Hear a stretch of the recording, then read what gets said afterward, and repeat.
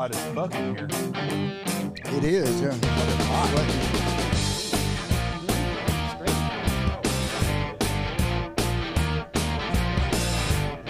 Better? It's hot as fuck.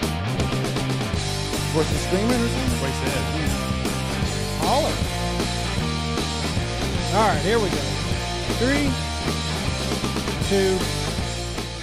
2, 1. Boom, and welcome to the Big Honker Podcast, brought to you by Lucky Duck. I'm Jeff Stanfield with the world-famous Andy Shaver. You're still shouting.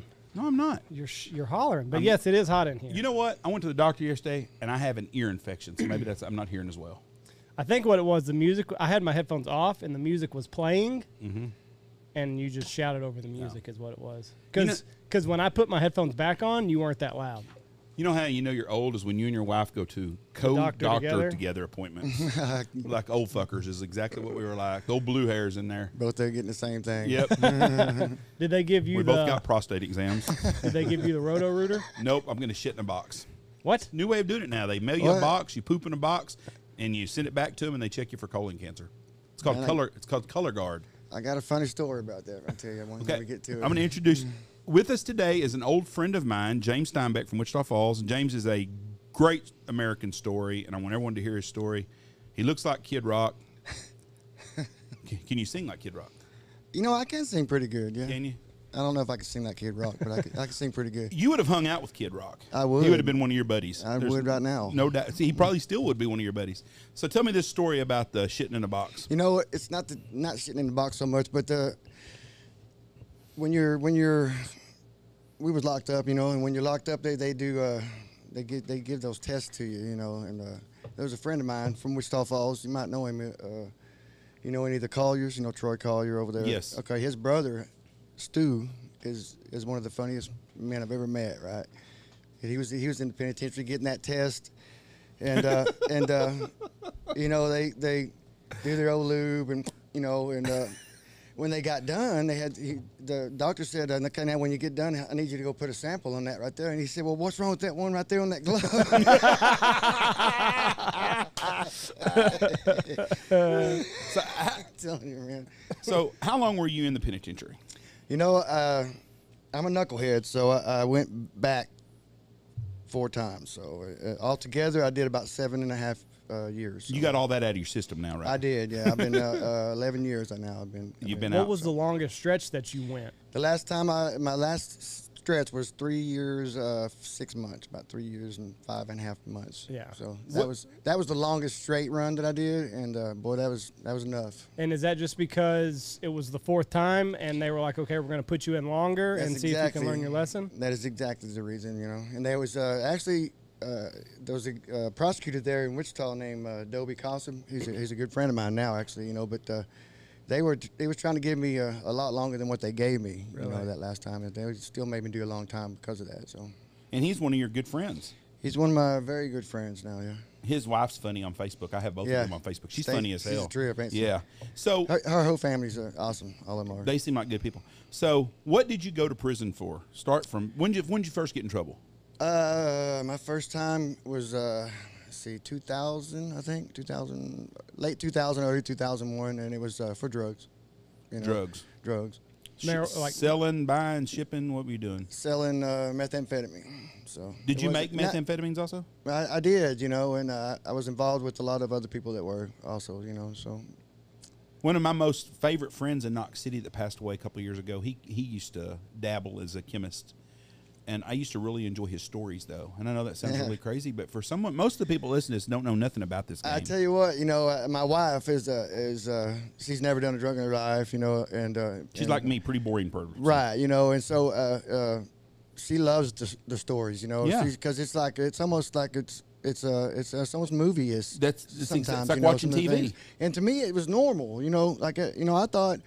You know, that was a big part of my problem, actually, why I kept going back to the penitentiary, but it was because I thought the way that I was living was normal, right? I thought everybody lived that way, you know. But, right. You know, I didn't know another side, another way of living, you know. Well, and when you go to prison, you're around like-minded individuals. So you're around other people that are making methamphetamine and drug dealers, and you're just that's what you're surrounded by. So you're like, oh, that's totally fucking normal. So you grew up in that environment, and you know what? Even worse, Andy, going on what you say right there, you look around and you see some of those other people, and then you see and you talk to them and you learn some of the things they did, and you think, well, I'm not that bad, right? You know what I mean? Right. This guy like fucking set his grandma's house on fire, right? You know what I'm saying? And so all I did was sell drugs, right? Right. And so you justify is what you do. You're justifying a bad behavior, trying to make it okay when it's not. So when the first time you went to prison, how long were you in for? I think first time was not very long. Like, I spent more time in the county. I think I spent about 6 or 7 months in the county fighting it, and then I ended up only doing about 8 or 9 months. Was the county worse than the regular prison? Absolutely, by far, yeah. County's worse than state. Every county is going to be worse than state, just because you don't have the same. You have a little more freedom in the penitentiary, if that makes any sense. It's because when you're in the county, you're just a number. You're just like everybody else in there, right? You know what I mean? Passing through, right? And they're not good. You don't get anything. You don't get really good commissary. You don't really get any kind of like, you don't get the bunk up good and get your settings and get settled in to where you're going to be for a while, right? So it's always an unknown thing. County's just terrible. Yeah. You're in limbo the whole time you're there. For some people it's for years.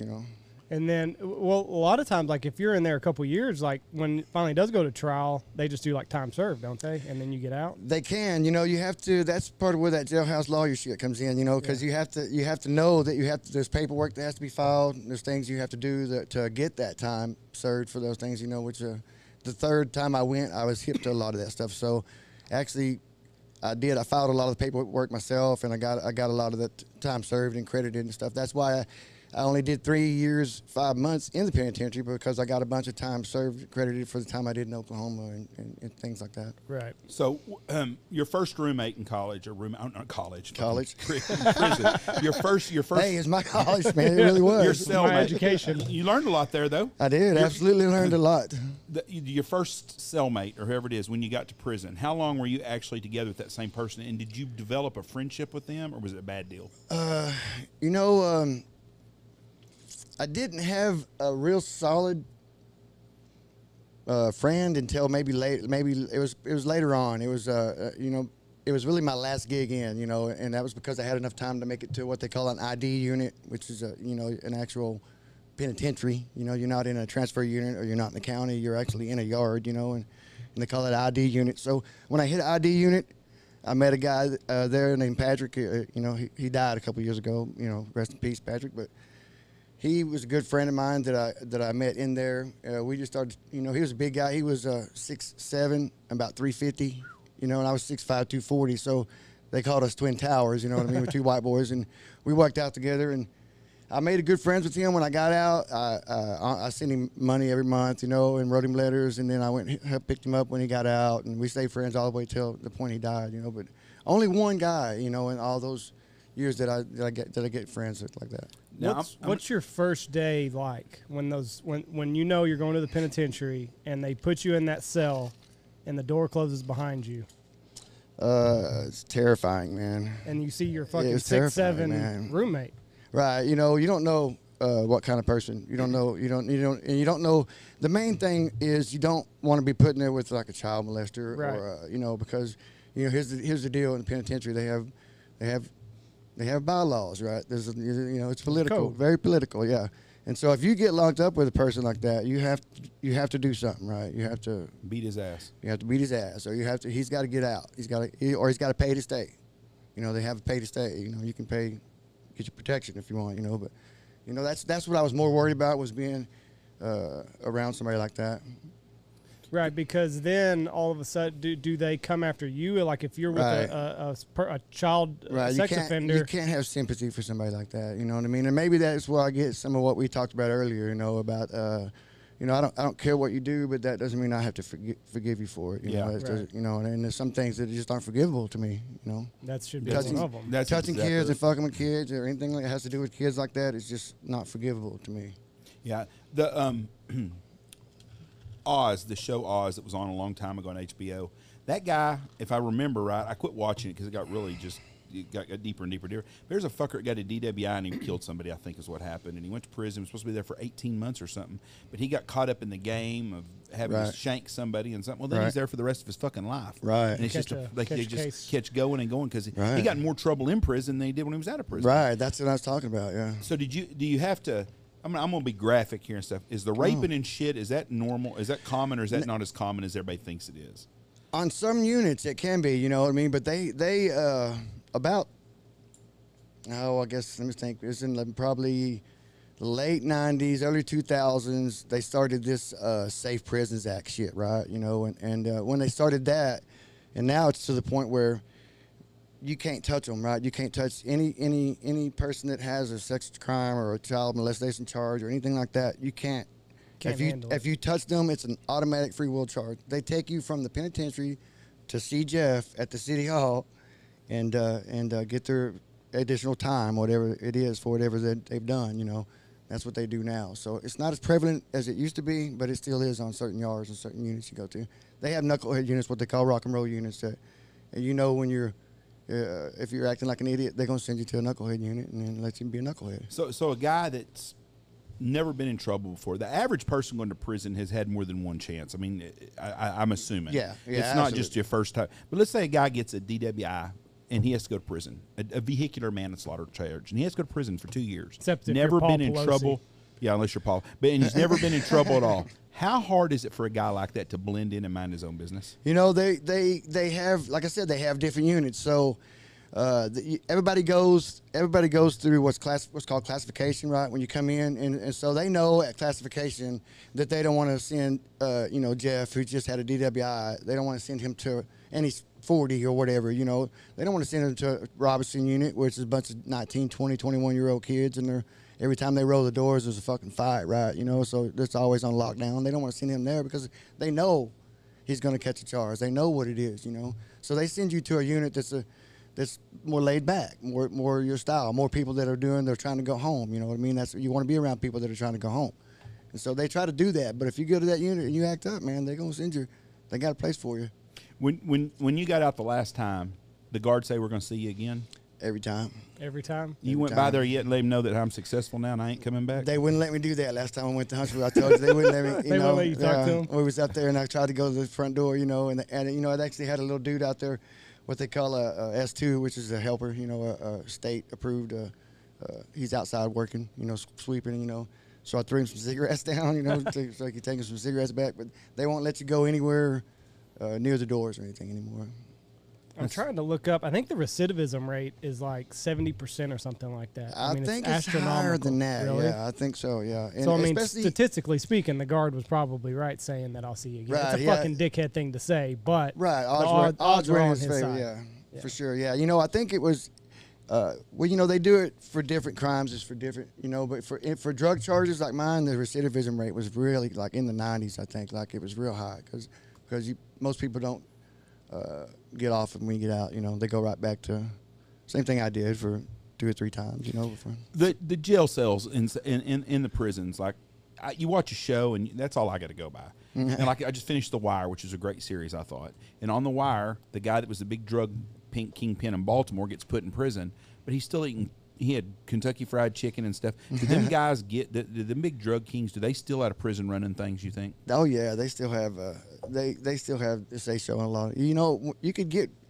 Listen, man, you can get whatever you want in penitentiary. You know, that's why when I tell people my clean time, it goes back 13 and a half years. I've been clean off dope. You know, because that's when I started my penitentiary sentence. It was 13 and a half years ago, whatever it was. You know, and because you can get what you want in there. You can get whatever you want. You can get heroin. You can get meth. You can get weed. I mean, there's a lot of guys that got charges because they were having sex with the commissary ladies. You know what I mean? So I mean, it's just how common is that? Because I won't go into that, but when I was in there in the 3.5 years I was in there the last time, it happened 3 different times on 3 different units where people got escorted off by the police and got charges, free will charges. You see that all the time. Having sex with the inmates and bringing stuff bringing in. Bringing shit in for them. And, well, they pay them. I mean, come on, man. You got this guy that's CO1, say he's making like $2,500 a month or something. You know, like really, that's what they make. Yeah. Like, that's what they bring home, you know. And so you got guys that are shooting at them like, look, man, I just need you to bring me tobacco, which is not even considered a drug or anything in the world. So that, you know, a free will person's not thinking, it's fucking tobacco. I'm bringing the guy some snuff or something. And you can get an extra $1,500 to $2,000 a week. No shit. Yeah. Goddamn, boy. And they send that money. That's the people. They send what they do what they call a free will run. You know, they send that to people in the street. send it to the unit. So the people at the unit and the TDC officers and the investigators and stuff never see that, right? They don't never see that money because it's done street to street transfer. Right. So the guards just show up driving new cars and shit like that. Criminals are not very smart, most of them. If you learn to hide your money and shit better, you could do a lot better. Yeah, I mean that you know what I'm talking about. I know. The guy drives a brand new Lexus and he's making $2,500 a month, and you're like, I wonder why. Come on, man, that's stupid. Smart. Rolling up with 30-inch rims and shit like that. I've seen them a lot of them do dumb shit like that. Yeah, buy stocks, put it in there, and in 20 years from then cash it in. What about buy gold? What? Yeah. What's the cost of? So you can't have cigarettes in prison? No, tobacco is out. None at all. None at all. Oof. I didn't realize that at all. I thought they had areas you could smoke. Crabby motherfuckers. Listen, that was the dumbest fucking thing that the state ever did, was because, they got on that in the late '90s. They got into that Philip Morris fucking lawsuit shit, right? And so the state actually got into that, and they got some money from Philip Morris lawsuit. So now the same senator that was behind getting the tobacco out of the penitentiaries is trying to get it reinstituted in the penitentiaries, and they can't, because if they do, they'll have to pay that money back from that lawsuit. You know what I mean? So they're going to be right. so they got their heels dug in. Right, and so they don't want to do it now, even though it blew up on them. Right, it created tobacco is like crack. Fuck yeah. Right, it's like they created a huge monster by doing it, because they created a black market in the penitentiary, and they created a black market with something that's easy to get, right? I mean, it's everywhere. Right. Guards can get tobacco at the store down the street, you know what I mean? They're not going to go, they can't get drugs and shit like that, but they can damn sure get tobacco, and in the penitentiary, that's a big deal. See, snuff's easy to hide doing because it doesn't affect nobody else. You can dip it, it don't bother nobody else. Right. Cigarette smoke, someone can smell smoke, though. Yeah, but here's the deal about that. Here's the way around that, is that when you're going through classification, are you a smoker? No, I'm... Well, I'm just saying, okay. If you're a smoker, check the box. Then you go to a unit that's a smoking unit, right? That way they even though they don't have cigarettes. Well, I mean that's the way. That's what that's the way to get around it. Because they're trying to say that's why they took it out, was because of secondhand smoke and because of all the lawsuits and all the bullshit. Well, all you got to do is have a smoking unit. Right. And what is snuff? Snuff don't bother nobody. It was dumb. It was a dumb move on their part, trying to get some free money by getting in a lawsuit. And now they're biting them in the ass. That's what it's doing. Is it safe to say most people that smoke meth smoke cigarettes? I would, probably. So you're taking people that already are getting off the meth, are supposed to be in prison, and then you're going to take away cigarettes. Take away right. everything from them. Take everything from them. I bet there's all some the crabby motherfuckers in there when they first roll in. And then turn them into a room with 20 other motherfuckers that are going through the same thing. You know what I mean? And then put them, and then sit back and watch the film. You know what I mean? What it is. What is that? Like, have you ever seen anybody like coming down off of that? I mean, I'm sure you have. Coming down off of that shit, like their first week in prison. Oh yeah. Heroin is way worse. Like, really? Yeah. I've seen people coming off of heroin and pharmaceuticals and shit like that. Oh man, that's 1,000 times worse. Do they do anything for them? Like, do they put them in a special ward to kind of ease coming off, or is it just you're not cold typically turkey now? They put you in a special ward so that you can be near the toilet. So when you got to shit 400 times, or throw up, you'll be right there. But that's all they do. They don't. They dry you out the hard way. They don't that's give right. you, what is it? They detox you. Methadone or whatever. They don't. No, give you no, they don't give you no methadone or nothing. You're getting the night sweats and the creepy crawlies and got to get it all out of of your it. system. All of it. They do give you like some vitamins and some other shit to try to make sure you don't die, but that's the limit of what their help's going to be.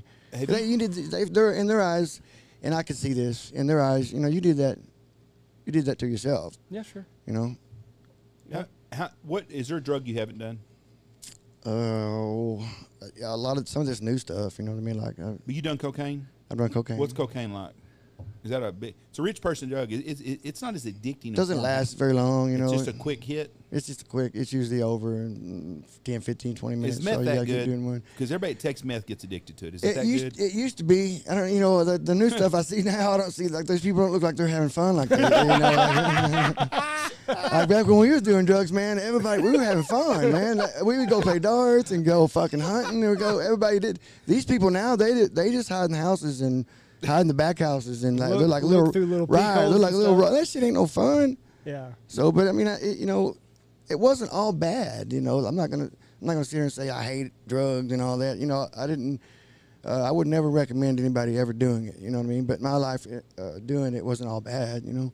I had a lot of good times, a lot of fun. Yeah, I had a lot If I didn't, there would have been no reason for me to keep doing it. Is marijuana addictive? Nah. You don't think so? No, I don't think so. Beer's worse than marijuana is? What is it? Beer, alcohol's worse? Absolutely, yeah. Absolutely. I mean, I tell you, y'all know just from sitting here talking how many times I've been locked up, and I've never seen nobody locked up for vehicle manslaughter because they were too high on weed or for anything, because they were locked up for robbery because they stole something from a store or because of weed or never. The only people I've ever seen locked up for weed was we was talking about earlier. People get caught with 3 pounds and 5 pounds and 10 pounds. There's a guy that I follow. His name's Dr. Jordan Peterson, and he got his PhD in alcoholism. And he said if we were going to make a drug legal, alcohol was the worst one that we could have done. Terrible. Because it is the only drug that's on the market that makes people more aggressive. That's why you see so many bar fights. Right. And he said it's terrible. And if you stop alcohol cold turkey, it'll kill you. Like if you're a full-blown alcoholic and you stop it cold turkey, it'll kill you. Right, it's a physiological addiction to it, yeah. But he said if there was a drug that we could have picked to make legal, alcohol was by far it's horrible, ain't it? The worst one, and that's what And I was raised with the alcoholic stepfather, growing up, and we got beat. We got the whole, Nothing worse than a fucking drunk. Right, nothing worse than a drunk, man. That's the worst, by far the worst people to me. I mean, I don't even like to be around anybody that's really drunk. You see somebody that's funny drunk, and there are not very many of them out there. My brother's a happy drunk. When he gets drunk, he's happy and wants to be friends with everybody. Stuart Collier, and I was talking about earlier, he's like that. Well, He's just funny, man. Like if Tony was a woman, he'd be a whore because he's just all friendly. I'm a funny drunk. Yeah, no, you're not. Drunk. Octopussy. Yeah. That was pretty funny. That's a James Bond movie, by the way. Yeah, I got out of that. Noon. We were in Puerto Rico at noon. And we take my grandkids to eat dinner. My grandkids. Lunch. At lunch. It was a late lunch. It was like 2 o'clock. And Andy got fucking drunk at the restaurant. What'd you No, it was we went on an excursion. We went snorkeling and stuff. His wife had to drive him back to the house. We had a private island, and all the beer you want. And so you were snorkeling drunk? Yeah. I bet that was wild. I saw a lot of cool shit. I bet that was cool, yeah. He got really drunk. But when you have salt water on your lips and then you take that Puerto Rican beer, it's like a salted rim. It tastes good. Oh, it's delicious. Yeah. It's hot outside, and the beer is about going 2 or 3 of them, it gets real good. It gets real good. There was octopus on the menu. It's become Octopussy. And he kept talking to the boys, and everybody's like, hey, Jameson, that Octopussy is good. You can eat it 8 different ways. Yeah, you can eat that Octopussy 8 ways if you want. This old lady behind us at the table behind us, she was not impressed. She wasn't impressed, but it was funny. But I was looking at James Bond movies on Amazon Prime, and Octopussy's a James Bond movie. I had no idea. Yeah. Had no idea. But what's funny, so my wife and my kids, her sister lives in Tulsa, and they've been up there for 4 or 5 days. First thing that my youngest says to her kids is Octopussy. Oh. Hasn't said it since we got back. Where'd you learn that at? Yeah. So I screenshot. She did not enjoy that, did she? I screenshot the James Bond movie, and I sent that to her, and I was like, hey, Octopussy is a James Bond movie. You want some more tea? You want some more tea? No, I'm good right now. Just tell them that it's a James Bond movie. It is hot in here. And we've had those. I'll see if I can crank that. It's 107 fucking degrees. But yeah, Octopussy. So I'm a funny drunk. So anyways, the drunks. Nobody wants to be around a fucking drunk. Right. And that's what but the number one drug for deaths in the world right now is marijuana, because all the cartels are shooting each other over marijuana. It's not Joe the weed head out there killing people. Right. It's the Chicago cartel shooting each other up over weed. Over big large amounts, you're talking about corners and shit. Right. And that's the deal. See, here's the part like we was talking about earlier too, is the legalization. That's where the legalization would come in also, because it would pretty much eliminate that. If weed was decriminalized or legalized in all states, it would eliminate the cartel's black market on marijuana. I heard they're running the Denver market now because they went to those people and are basically making them pay insurance in some cases, because they got into their pocket. You can't use. I think if you own a whatever the hell it is, you have to take cash maybe, because you can't bank it because right, feds okay, because it's still not a federal accepted. So they have to take cash. They got these large sums of cash, and I heard the cartels are going to these people and saying, "Listen, you don't give me 25%, we're going to kill your ass." I don't know how true any of that is. And they are robbing some of them too. There's like there's a big need for. My ex-son-in-law is a Army Ranger guy. So he knows a lot about the private security side of things. He's getting ready to get out of the Army, so he's looking into that. And there's a big market for private security and around those hemp growers and the green markets. You know, there's a big call for private security around it because of that, because the cartels are sticking them up and taking cash, and the government won't do shit about it, right? They're not going to come help you out. That's crazy. So the day you got out of prison, the state just basically opens the door and says, "Good luck." Yeah, here's $50 in a bus ticket. And then they give you $50 more when you go to your parole. Yeah, when you report. So when you got on parole, you started you're a successful person. Tell us how all that happened. I mean, what do you mean? Like, you had some help. You got a CDO when you were in prison. Yeah, well, that's the deal. Is that before I went to the penitentiary, I was actually a pipe fitter. You know, I worked for a piping engineer, and I was actually making good money doing. And going to work every day. Oh yeah, I still worked every day. Even when I sold drugs, I still. That was a side job. Right, you know, and then it took over after I got divorced. It really took over my life. You know what I mean? I was on job sites, man. I was selling methamphetamine. At that time, I didn't do it, right? Yeah, I would just sell it. By 10 o'clock break, I was rigging on like big cranes, you know, so I'd be on the main part of the job site, and by 10 o'clock break, I'd already made $2,000, $3,000, $4,000, you know what I mean? So, and this was 2 or 3 days a week, you know, whenever I'd have to drive all night to wherever and meet my connection, because they was coming out of Texas and we'd be wherever we was at, you know, so it was a lot of work to maintain, but we made a lot of money doing that, you know what I mean? But anyway, when I got in the... I'm impressed by that. Let me tell you, as a business guy, I'm impressed. When I got to the penitentiary, they restricted my pipe fitter's license because I had a bunch of those felonies, right? I had, you know, since I had a manufacturing and distribution charge, then I had that becomes a Homeland Security Act, you know, after all that crap went down. So they restricted my license, and in order for me to get it back, they wanted me to write a letter of apology to every county that I'd ever been arrested in, and then I'd have to get a letter from that county in return stating that I was in good standing with that county, get all those together, and then write a letter to the board, the licenses board, apologizing or whatever it was, you know, and then put all that together and send it to them. They would look it over, and then they would decide whether or not they were going to reinstate my license, you know. And so I told that guy, look, man, first of all, if I get a letter from every county that I've been arrested in, okay, that's going to take me a little while, right? And we're going to have a lot of paperwork here, right? So, but I was willing to go that far. But we're talking about, you know, a lot of paperwork, a lot of counties, probably 20 or more, you know. And so, and I told him, if I do all that, they're not going to look it over. It's a yes, it's done, or it's a no, you know. Mm-hmm. And so he didn't really like that. He didn't want to go that. So I decided I'm not going to do that. So at the time, I was in the penitentiary, and I noticed that they had classes and things you can do. They offer things in penitentiary for you to try to better yourself. Whether or not you want to go to, that's up to you, you know. And so I noticed truck driving. So I thought, man, I can probably get my CDL. I'll try to, maybe try to go this route. Truck driving in penitentiary is very hard to get into, right? You have to get cleared by classification. You have to get a letter from the governor signing off on it saying that you can, because you're going to be in a semi driving on the highway with people, you know what I mean? So you got to be cleared by classification for all that. So it took me three times I got turned down, then I got turned down, and then the third time before I actually got accepted, I made parole, right? I was, I think it was 3 years. I was just a little bit over 3 years in and got it, and I got sent to my parole hearing, and I made parole. So they were gonna release me, and then 2 days after I made parole, I got a letter from my guidance counselor there, they called me in, so I went in, and he said I got accepted into truck driving. So I just made parole 2 days before that, you know what I mean? So now I got a conundrum, right? I got a problem. So that's what I was talking about earlier about how I know that I didn't know what to do in that scenario. So what I did was I just prayed, right? I was like, man, I need direction here, you know what I mean? So, and I need it like right now. I need to wake up in the morning and know what the fuck's up, With an answer. So, and I did, really. I woke up the next morning and I just felt like, I need to go see my, my parole counselor. So I did. I went in. I went and talked to my parole counselor and I told her what was going on.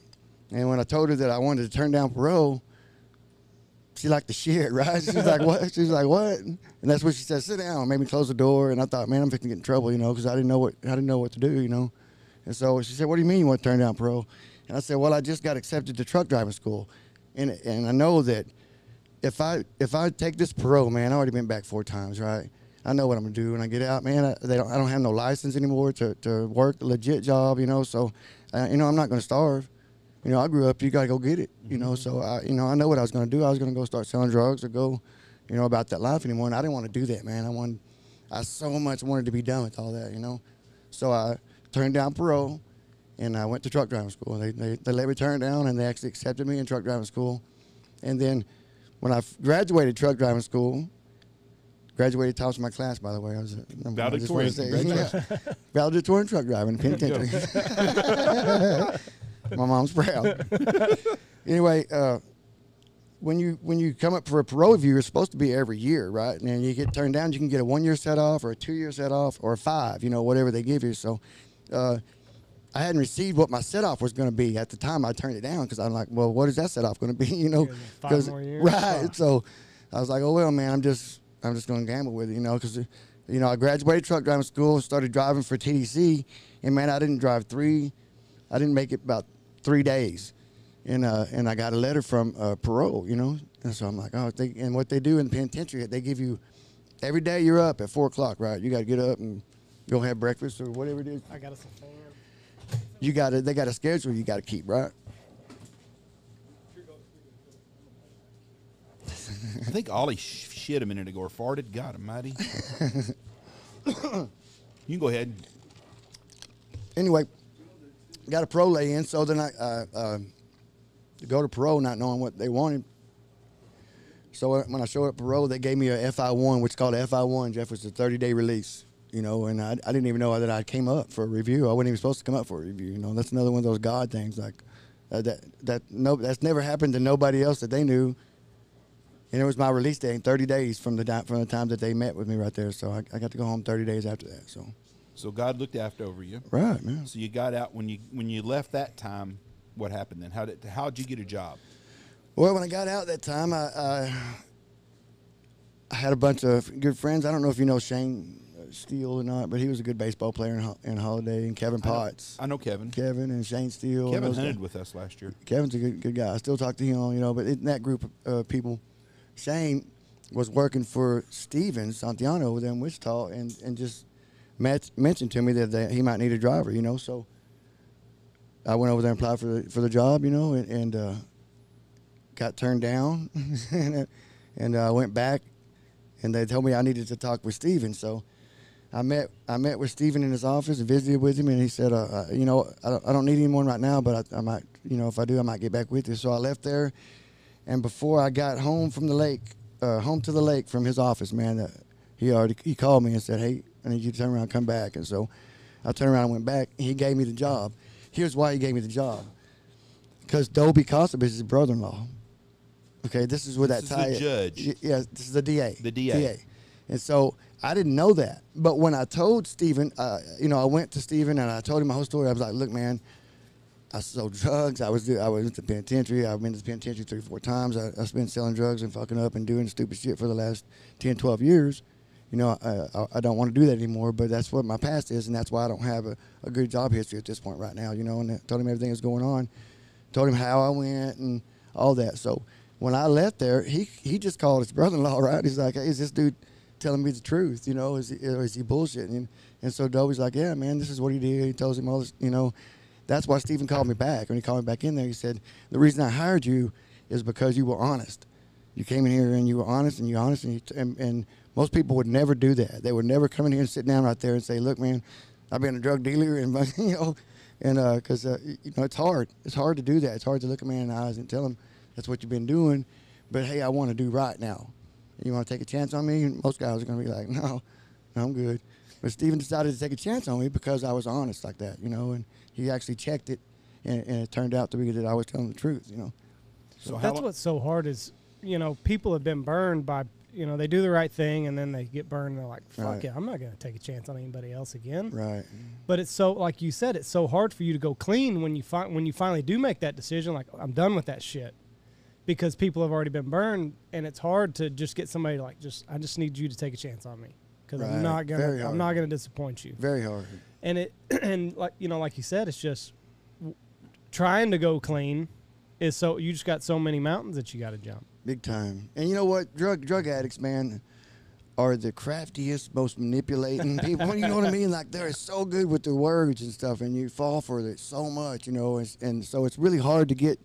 How am I any different than the other 10 that came in before? You know what I mean? And so it really was just up to Steven to take that chance, and he did. And then it was up to me to put the work in, to go do it. And so that's what I did. And then you ended up starting your own trucking company. Yeah. I was, I drove for him for.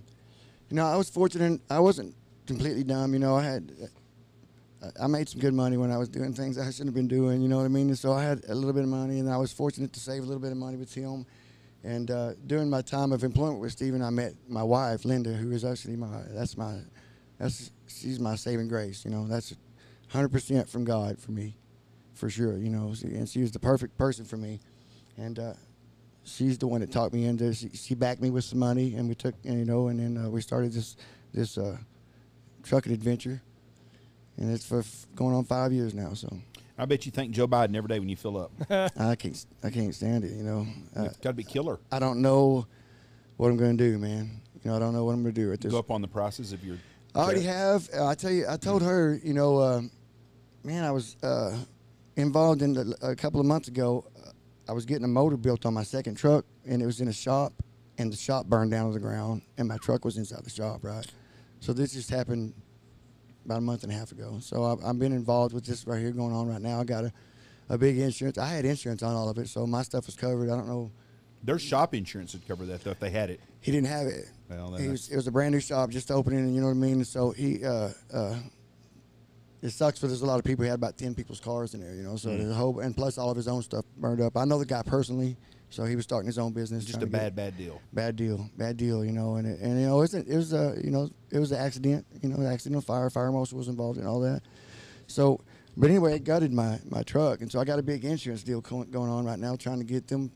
I got to get it all settled. When I get it figured out, me and Linda just talked about this last night. It was, I might just sell it all. I don't know what I want to do yet, because I can't. If the gas prices keep going up, man, I can't operate at a. What's it cost to fill up a truck? To fill it up from basically empty? Yep. Right now, probably about $1,500. Oh. I saw a guy yesterday. This has nothing to do with a truck, but he was filling his boat up. $19,000. I seen that picture, man. Ain't that crazy? Now, Insane. first thing I'm thinking, if you've got a boat that's a pleasure boat, you can afford put $19,000 in there, and it's up from $9,000 or $10,000. I would have been impressed. $9,000 last year, $19,000. I was like, God Almighty, though. I tell you what, though, when you could afford a boat that much fuel, you're probably not too worried. No, that's exactly right. They'll deal on yachts. If you got to ask how much they are, you can't afford them. Right. Yeah. So $1,500 to fill up 18-wheeler. And how long will that? How many hours can you get out of that? You can get about 1,200 miles out of that. So how long is that? Was that a day's driving? if we go to the coast and back, it's every day. Every day. Every day. I went from my fuel cost went from $1,500 to $1,800 a week to over $3,000 to $4,000 a week now. And you're going to the coast every day and back? Not every day, just a couple, 2 or 3 days a week. Depends on. I do a lot of runs to the Metroplex and a lot of runs around that area down there, East Texas. And I saw something. I couldn't afford to go to the fucking coast every day. They'd have to pay me every day, right? Well, if they're paying you every day, I mean, they don't pay every day. They pay every week. I'm on what's called net 30, so. Some customers, understand. Right? Some customers 30 ain't always the number, right? And 45. Lately, all my customers, I've got, I've been in business long enough for myself that I got a good set of customers now, and they all pay me within a week. But I couldn't operate outside of that, man. It's not right now. I couldn't do it, man. I'm on net 166 right now because I got a lot of people owe me a lot of money. It's taken them forever to get me money. And I'm like, God Almighty. I mean, I don't. You try not to say, but it's really getting hard to get money out of people right now. Yeah, well, we're the last. They don't have it. We're the last on people. You going on a hunting trip or paying your electric bill? Right, that's the deal. Yes, so our business you're a hobby. That's right. And I think a lot of people are really afraid of what's coming down the pipe. They're like, oh fuck. That's if exactly I what could string him out another. That is exactly what I'm talking about. I probably need to. I'll come out probably if. I don't want to be speaking out of turn here, but if they pay what they should pay. The insurance pays me what they should pay me, being that all things considered. I should come out with enough money to pay off all my loans and everything I have and come out with quite a bit of money. Actually had 20, 30 grand. And then I thought about just selling all my trucks and everything, you know, getting completely out of the business while I can. Yeah. Because if I don't, I'm going to be looking at the next couple of years of really, really hard fucking time, man. You know what I mean? Like, I got to decide whether or not I want to try to forge through this, man. I don't think the trucking industry, I don't know nothing about trucking industry other than they put surcharges on all my shit right now. And I understand, and I understand They have that. to. I mean, I don't have no problem with that. I don't know how it won't be nothing but gold the next couple of years because there's a shortage of them. You can name your price. The price is going up. I think you're going to make a ton of money if you stay in it. I really do. I don't think because you got to get product to people. Right. And that's the only, and so I don't see any way around that. Yeah, it's a big gamble, though.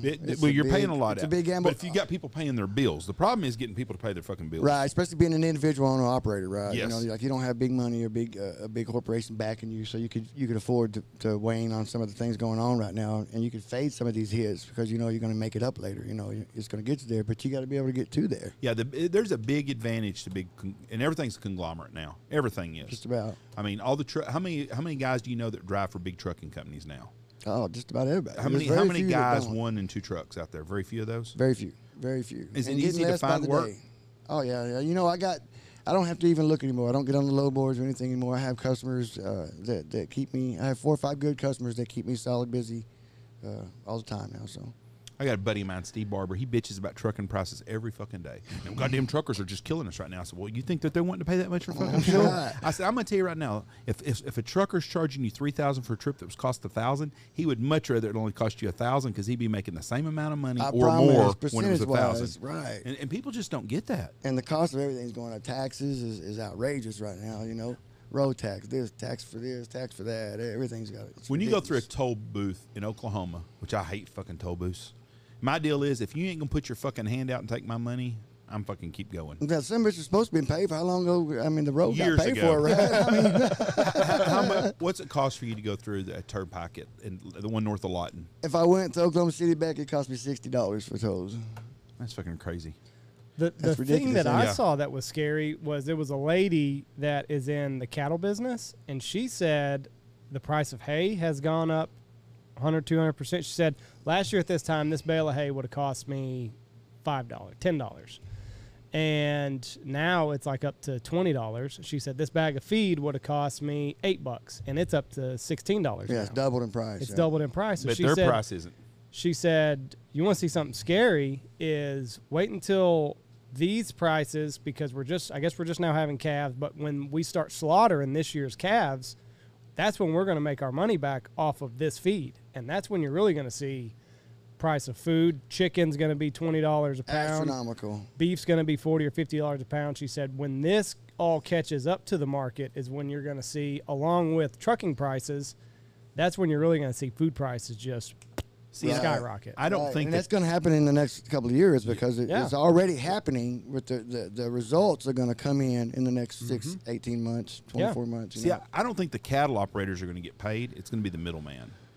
Joe the rancher out here that's got 50 head of cattle, he's going to go sell for but they're still $1.40 a pound or they're 90 cents. I don't think that's where the money's going to be made for them. But when you go to the price that the consumer, this consumer's going to pay out the ass, and the middle guy, the big guy, IPB and all them people, Tyson Foods and all them shit, right. That's the people that's going to make all the fucking money. Joe the rancher up here ain't going to make a 300% increase in his deal. No. Just like cutting wheat. We cut wheat the other day for $10.50 a bushel. That is a lot more than what it has been.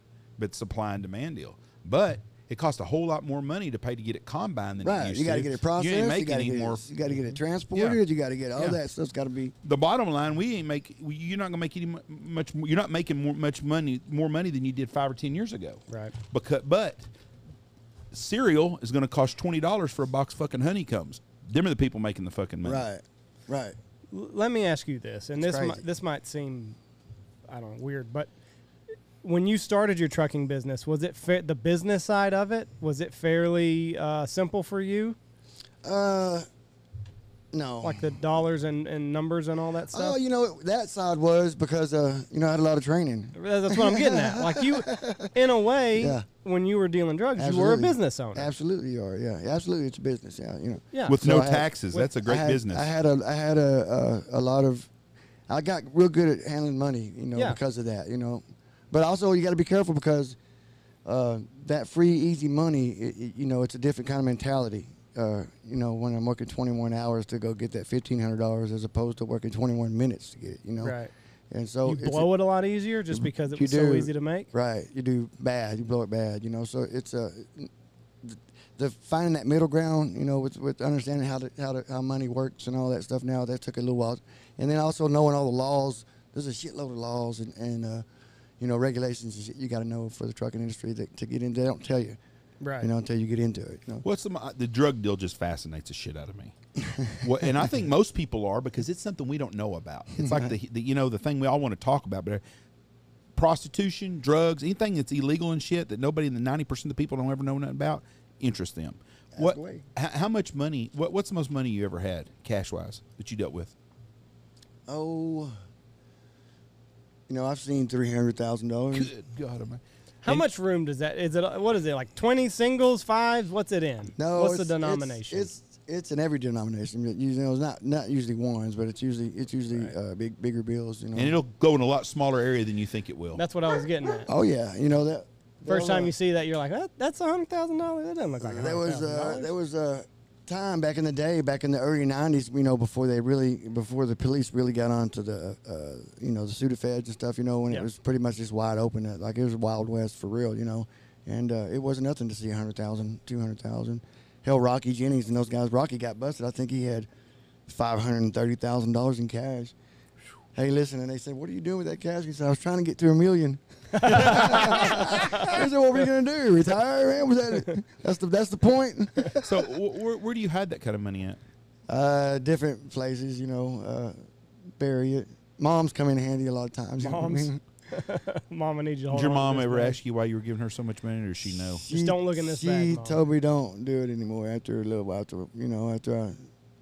After I left money out there with her to hold or whatever, and certain times, she didn't want any part of that anymore to her. And I never put her in that position after that, because I didn't. Well, and with the RICO, like they could come after her. Right. I didn't want her to have any involvement in anything like that for my knucklehead shit I did already. Andy went to school with the knucklehead, and he called me one day. This guy did. He called me up, and he's like, and I always coached the youth football and stuff, like through high school and stuff. And these kids all liked me. I mean, I was cool. I visited with them.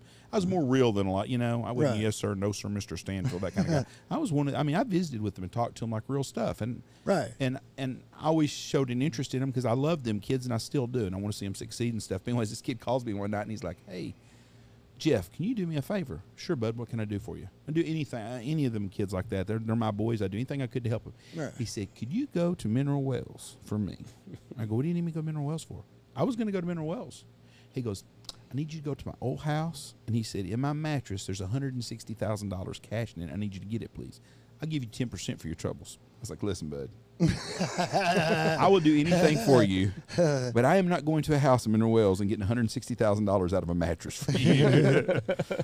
I go, "Whose even house with is this?" 10%? He goes, "It's my old girlfriend." Let me leave my number, man. Yeah. He goes, "It's my old woman's house, and just tell her you need that mattress." Hell no. That fucking house is probably under surveillance and all sorts of shit. Hell no. As soon as that money leaves, just goes out that front I door. wonder whose mattress that really was. Yeah. You know what I'm saying? Yeah. I told Michelle, I said, it scares the shit out of me, but I said, it makes you think that they think of you enough that they could trust you. Because there's not a lot of people you would trust. Yeah, I wouldn't. I mean, right. Not gonna skim off and the top. thing is, if I knew it was there ain't nobody in that game he could trust, right? No, that's right. That's the thing is it has to be somebody outside of that.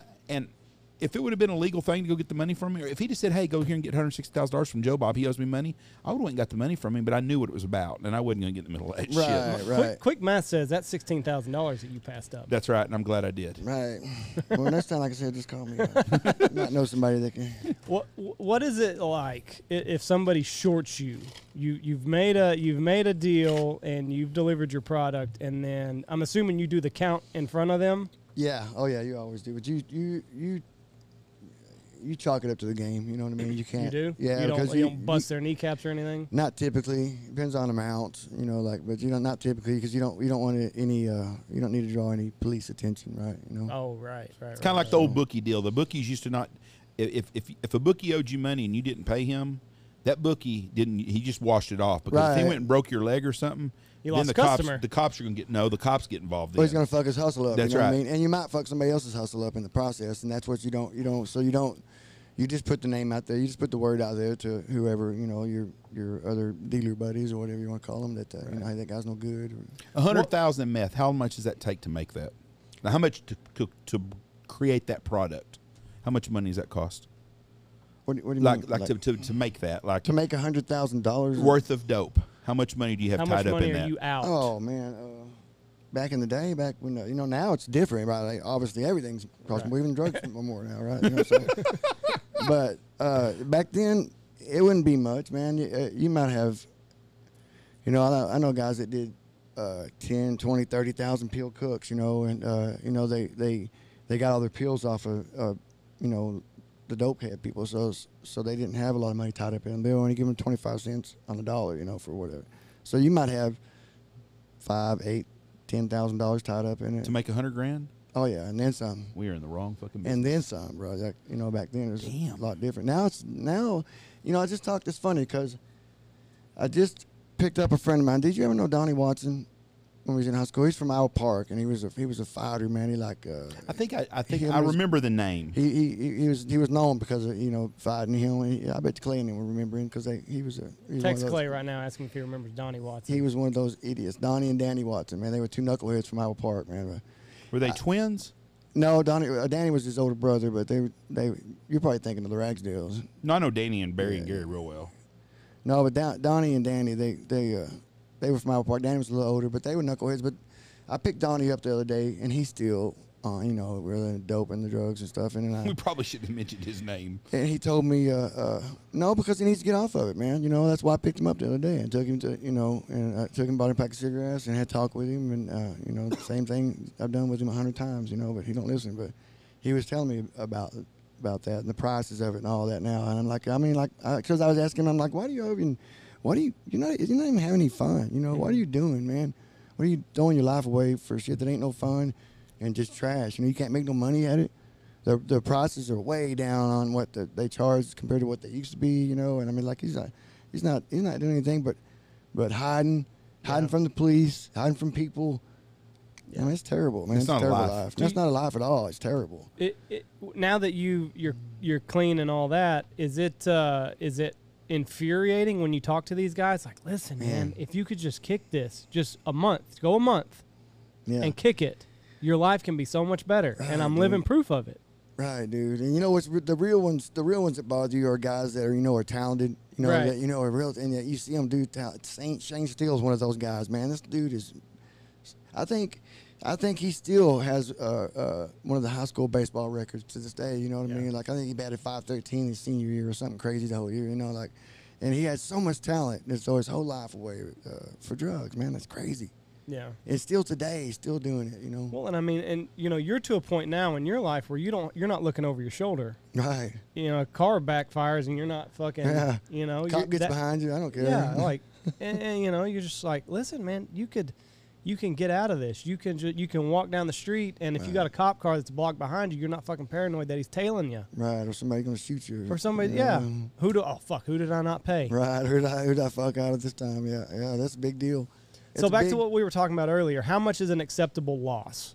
You make a deal and the count's a little short. What's an acceptable number to you? Say it's a $10,000 or say it's $5,000 deal. You don't want to. You don't really want to accept any of it. You know what I mean? So I don't know that I wouldn't accept a $10 loss if I didn't have to. Right? You know what I mean? Like I would try to get all my money that's owed to me. But if somebody fucks you out of your money or a percentage of money, there's really not a whole lot of. They really don't have a lot of recourse. That's not going to involve the cops. Yeah. Well, there was something not too long ago that happened, and it was over drug money. I think there was a big fight. Oh, yeah. It had to do with some local people. I know what you're talking about. Hey, listen, if you think that just because they're drug dealers or they're pot dope heads or whatever they are, that the cops won't do anything, they will. They will. Like if you you fuck somebody out of their money and that person calls the cops and says, hey, this dude robbed me from my 34, they will go investigate it, actually, even though they know that it's over some drug money and some bullshit. That's what it Just was, I because think. they want to get into the cops want to know what the fuck's going on there too, right? So they'll use that as in routes to It's sad how many times dopers 911 will gets call. called. He stole my drugs. Yeah, he took And my they're like, drugs. what the fuck? Are you crazy? Yeah. You know, but they do go out there and investigate sometimes too. When you're in prison, what is it like? Were you able to avoid the, hey, I need you to go rough him up for me? Clay says yes. He does know. He knew. He said Donnie everything Watson. you said is exactly correct.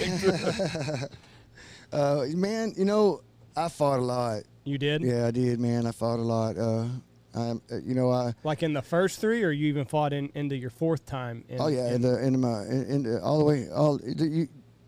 You're gonna fight everybody. It's unavoidable. It's unavoidable.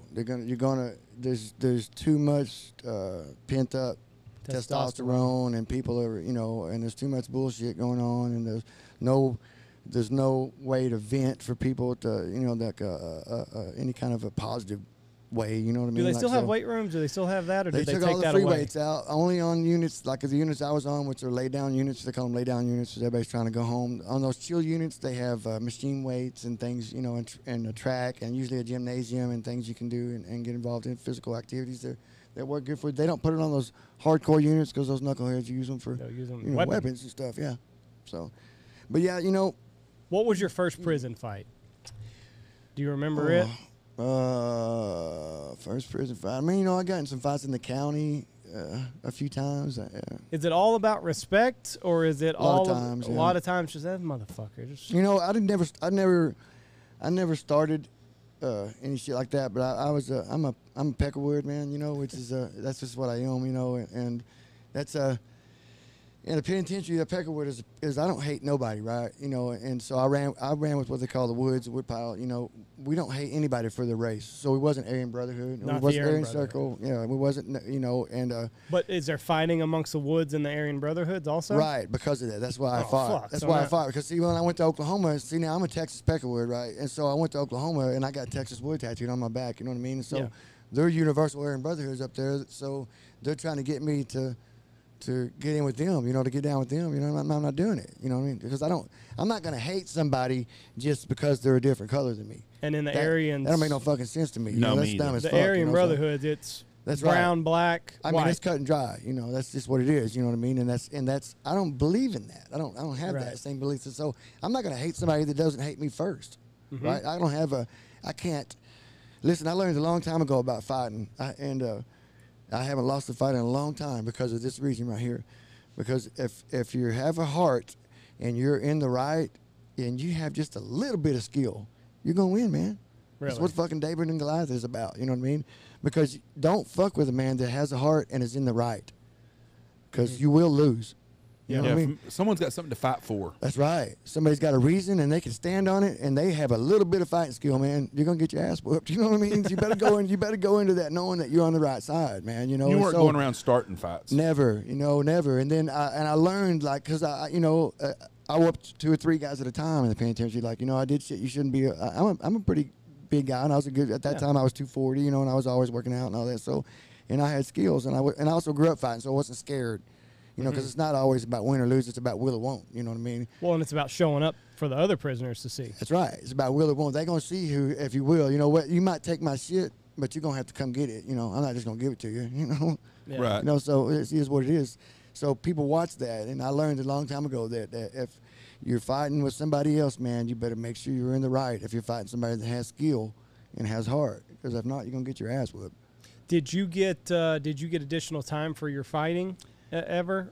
You know what? They tried to a few times, but you know, I was fortunate, man, because I knew the system, so I knew when I got in there, I knew kind of where I needed to go. Right? I needed for it not to be on camera. Is that no, what you mean? no, the group to hang around. Oh, okay. What I needed to be on what they call the captain's crew. Okay, all the peckerwoods are always on the captain's crew, right?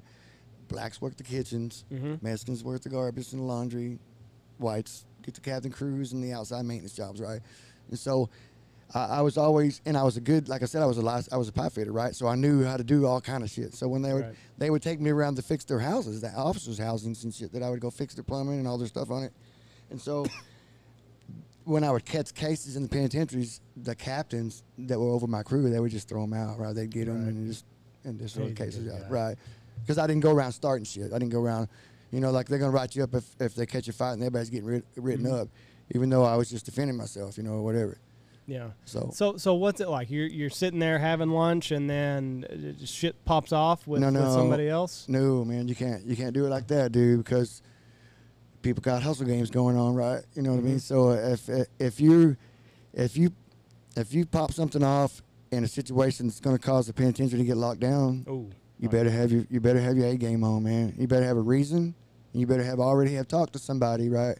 I never thought about that. When they have a lockdown, everybody's losing. Pissed. It's got a side going. Right, man. All your shit's getting. You're gonna fuck up everybody's side hustle. And then when you come out of that lockdown, as soon as them doors roll, bro, as soon as the doors roll, you better have your hands up. Oh fuck. Because they're gonna come for you.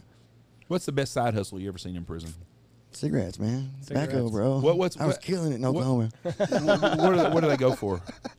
$20 a pack, $20 a can of snuff, and $20 a pack of smoke. How did they get $20 first? And second of all, how'd you get your cigarettes? Man, well, I got, I ain't gonna put the hustle out there like that. You know what I mean? But you have outside help. I mean, you don't have to say who it was. You have outside help. You have officer help, and you have people that drop things off for you. And in Oklahoma, you got outside. I worked outside of the prison, right? I went to different warehouses and stocked the trucks that loaded the food for the prisons, right? So the setup in Oklahoma was they had people bring stuff to that location where that warehouse is at, undisclosed location, right? So they didn't want anybody, customers, the general public don't know about it. So they would drop shit off around there. The dog guys would bring it to the warehouse. We would package it into the whatever truck it was going to, whatever penitentiary it was going to, right? That shit was already set up when I got there, right? So I just kind of worked my way into that, and got my little hustle going. But most things are already all set up, and you just got to figure out how to get in there and get going. So when you were in prison, you were making money. Man, I made a killing. What kind of money we're talking a week in prison? I had about 2 or 3 different stores. I probably made, I don't know, maybe $60, $80 a week, maybe. So you're making $5,000 a year. Something like that. In prison, when fuckers outside of prison can't even get a fucking job. Entrepreneur. Hey, listen, man, And that was tax-free money, too. When they came and got me, when I did my time in Oklahoma, I'll tell you a funny story about that, too. I'd already been through so much judicial system shit that I knew the law well, right? So when I went to Oklahoma, they violated me in Oklahoma because I got the arrest charge in Texas for the drug possession and for the dealer and all that. And so when I went to Oklahoma, that DA, he was a dick right there. He was an asshole. And so his name was Mark Clark, by the way. He's a fucking dick, man. He's no longer there. I think he was corrupt or something. I don't know what happened. But anyway, we were in there. He's trying to get me to take a 1.5 years in, and he was going to give me another 1.5 years parole, probation. You know what I mean? And I told him, "Fuck you, I don't want no probation." And so he's like, "You can't talk to me," because I had a lawyer. It's like, "You can't talk to me." So I went, "You're fired. You're fired, bud. Fuck you. I ain't taking no probation." So he's like, "I'll give you all your time in." It was 3.5 years was the most they could give me, right? I'm looking at 30 in Texas.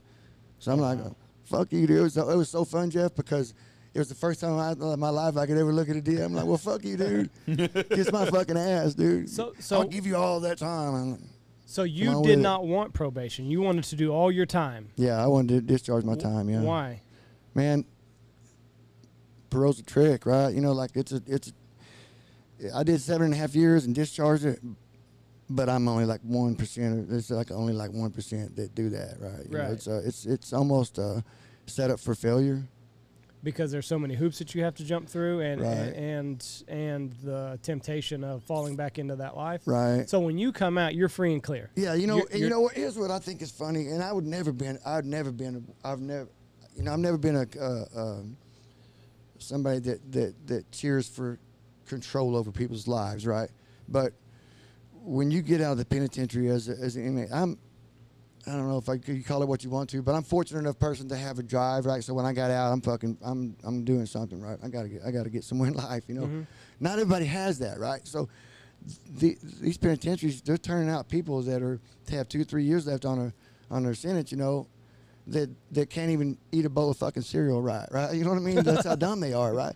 And they're expecting them not to come back. Right. I'm like, that's stupid. You know, you just turned, you know, and then they don't give them any guidance or any control or somebody watching over them, right?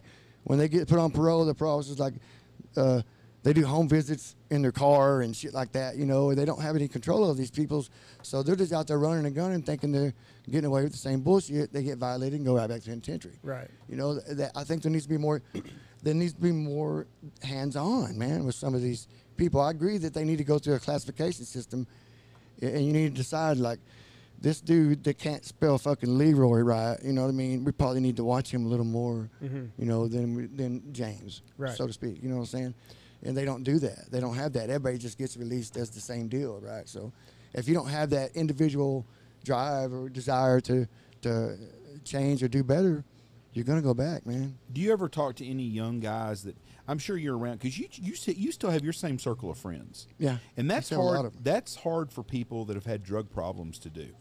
A lot of them need to break that chain and get completely away from them, or they get right caught up into it. Right. So you're still friends with some of the same guys that you sold drugs, did drugs with, and was around all the time. Right. Do any of them ever come to you or the younger guys and ask you about how you've stayed out of it? Or yeah, they do. Yes, sometimes. You know, only the ones that want to change. No. Only the ones that are serious. Anybody that's on drugs, that's why you can't change them. If it's an alcoholic, a druggie, any addiction at all, that person has to want to stop. Don't matter what you want them to do. If they don't want to stop, they're never going to stop. Never going to stop. You can put them in every treatment center in the world until they want to do it. That's right. Every prison system that you want. Yes, it doesn't matter until they want to fix their life. You finally got to a place that you want to fix your life. It's the best thing you've ever done for your life. Right. I'm very proud of you, because I've known you since you were a freshman in high school. You're a great guy and a great story, and we need more people to tell their story like this, because everybody. Not everybody. There's some people that are you know, they think they hit a triple and they're born on third base, but the majority of us in this country were born underprivileged, and that's what we were. You know, they think we're white, so they think that we're, you know, we get that white privilege. Well, my fucking white privilege was growing up in a trailer park and not having shit. Right. I remember my mom getting paid once a week, and we bought groceries on Thursday, and by Wednesday, fucking house was pretty bleak on what we were fucking eating. We you know, we had like a king. Yeah, that's exactly right. Hey, I'm stealing food. We stole food. You know what I mean? Like, that's what it was. You know, I stole clothes off people's clotheslines to have clothes to wear. You know, I stole food. You know, we were just. But to me, and I know that you know what I'm saying here. To me, that was almost normal. Like, it was.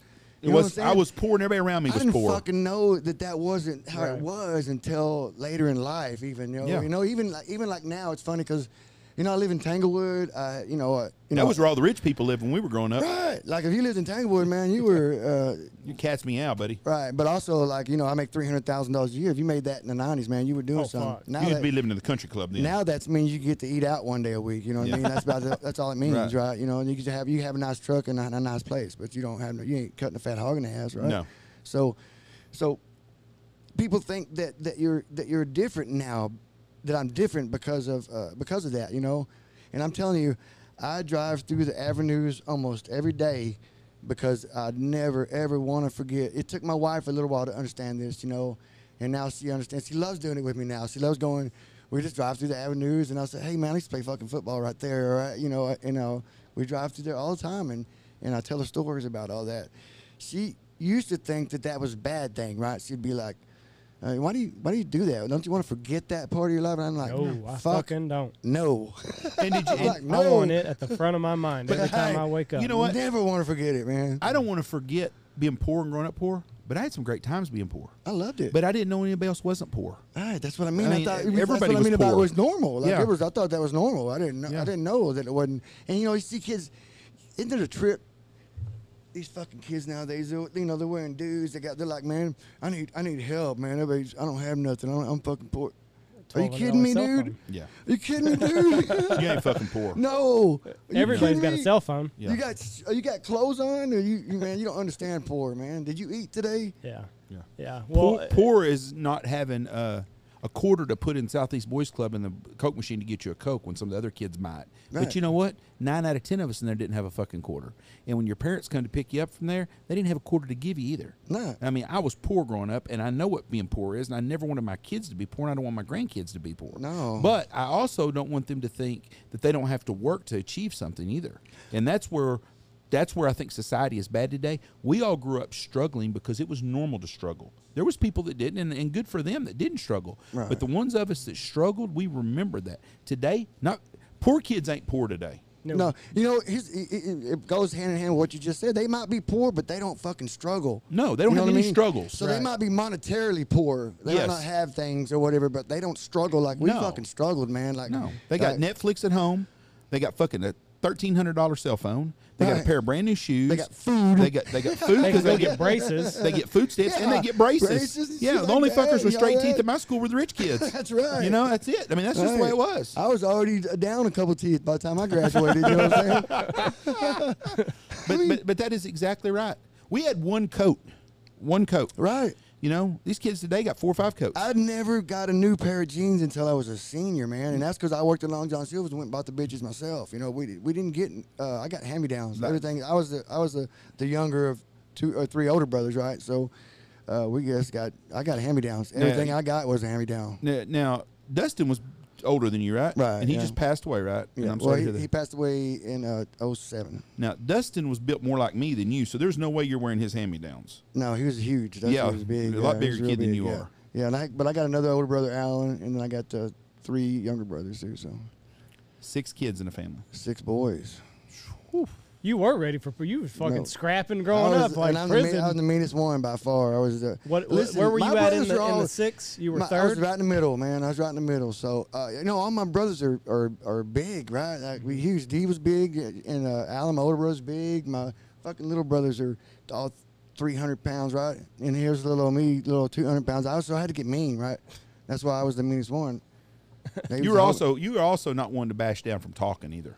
No, I was a bit. You was a talker, and I wasn't a good kid, man. You know, you weren't bad. I wasn't a good kid. You were not a bad kid though. You were just a kid. Yeah, I was a kid. I didn't know. Not gonna make any excuses for my behavior, but I didn't know any different. Right? You never acted bad. I thought you was always funny because you were loud and talked a lot. I was loud and talked, and I liked that. You made me laugh a lot growing up. Cost me a lot in school because. Yeah, but you know what? Nobody disliked you. No, I had a lot of friends, man. You know, and I still do. You're a friendly young guy. Yeah, I think so. Yeah. Every cat in Wichita Falls, anything goes on, they know who you are. Yeah. Everybody does. Good and bad. And I'm proud because you have made you've done a lot with yourself, and you've tried to help a lot of people, and you do help a lot of people, and those people know that. And there's somebody that's going to listen to this, that's in the same boat that you were in, that's going to fix their life. Man, I hope so. You know, if it just reaches, if that one person, you know, if one person does that, then it's worth talking about. We've had a lot of people on here that have grew up with not a lot, that have achieved something in their life. And a lot of the people we have here live outside of that box of the normal society, 8 to 5 type of guy. And you're not an 8 to 5 guy. No, and that's what I try to tell people all the time. If you want, you wish that, but you really don't, because you like your freedom you get. I kind of like but that. The 8 to 5 guy, if you really want to achieve a lot in life, don't be an 8 to 5 guy. No, you can't. No, if you want to get way ahead, you're working for somebody else's dream. Right. That's right. 8 to 5. Right. If you're an 8 to 5 guy, get out of that and go find something. But if you're a poor kid, young guy, we got a lot of young people listening, and you don't have a lot right now. You keep your keep your nose to the grindstone and work. You can achieve anything, even as fucked up as this world we live in now. There's a lot of opportunities. Here's what's crazy now, Jeff and Andy, is you know, there's guys, you know, like us that are getting older. Now I've worked my ass off my whole life. I'm finally starting to get things. I'm finally starting to accumulate things in life. You know, like I have. To me, I think it's a blessing. I'm presented with an opportunity to be able to help other people. I think that's you know, you're put in a position in life, that's a responsibility on your part to do that, I think. You know, I think so, too. You should, you know, especially coming from where we come from. That's why I'll never forget, you know.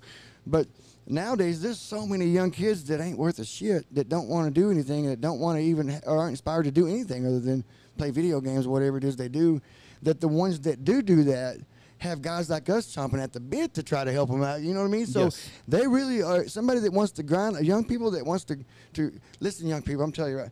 If you want to grind hard in your life right now and you work hard, find you somebody to mentor you, and they will help you get there. Because there's so many young people that don't now. Yeah, it's hard to it's hard to find kids. When you find one that's motivated, man, I want to latch on to them, you know, and you don't want them to get spoiled. Well, and it's like with the podcast, there's a podcast on every topic that you could ever imagine, and information is so easy to find now. Like, you know, you could pick any kind of business in the world that you wanted to start. There's information that pertains to that. Back when y'all were growing up, Not it was always good just, either. I'm a fucking, I'm just going to jump in the deep end and pray to God that I figure out how to swim. Right. Hey, my wife asks me all the time how I got. So I have for some reason I have a Jeopardy brain. Right. I know 10 fucking million useless facts. Yeah. And don't even know why. But it was because I read the Encyclopedia Britannica. Really? As a kid growing up, I read every volume of it, A to Z, and I read them. I was fascinated by that. You know what I mean? For as goofy as I was fascinated by it. Reading makes you intelligent.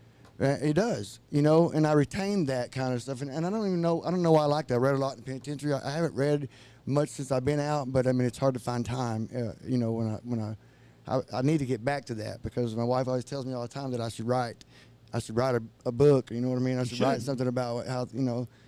You keep a journal of what happened in your life. I used to have a lot of stuff wrote down, you know what I mean? But I lost it a long time ago.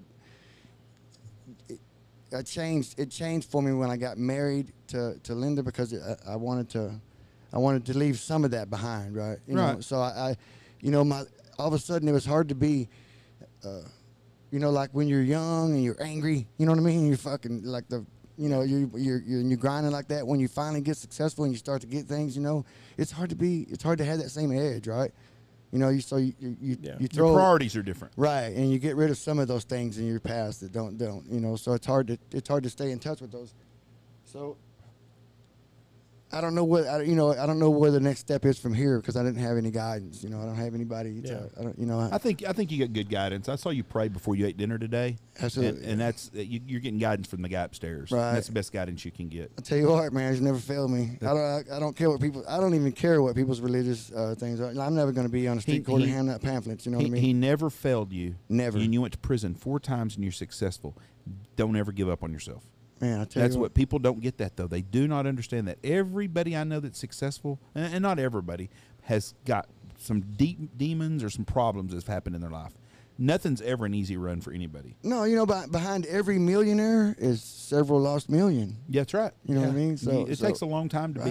You know, some people hit one thing and hit another mark, and there are people out there that do that. But there are some of the wealthiest, most successful people in the world that have failure after failure after failure before they hit a big one. Right. I'll tell you a story. And some of them never do, right? That's right. Some of them are a lifetime fuck ups. My dad was my dad was a fireman with a guy that was an oil guy. He dabbled in the oil business. Never ever could hit a big one. Never.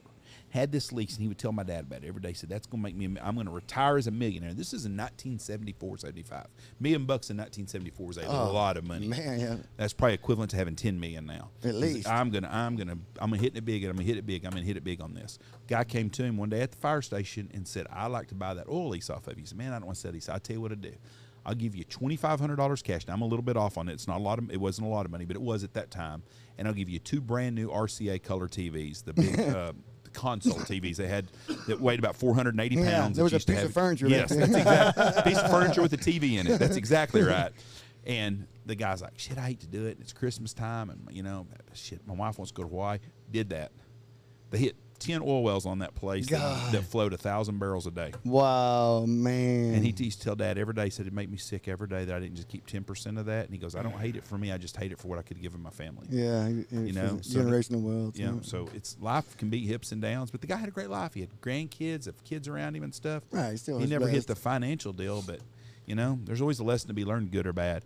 What was it like for you when you came out? Because you were this caged animal that was, you know, scrapping all the time, and then now all of a sudden you've got to adjust to society, and let's face it, bashing somebody upside the head is not socially acceptable. Right. So what is it like?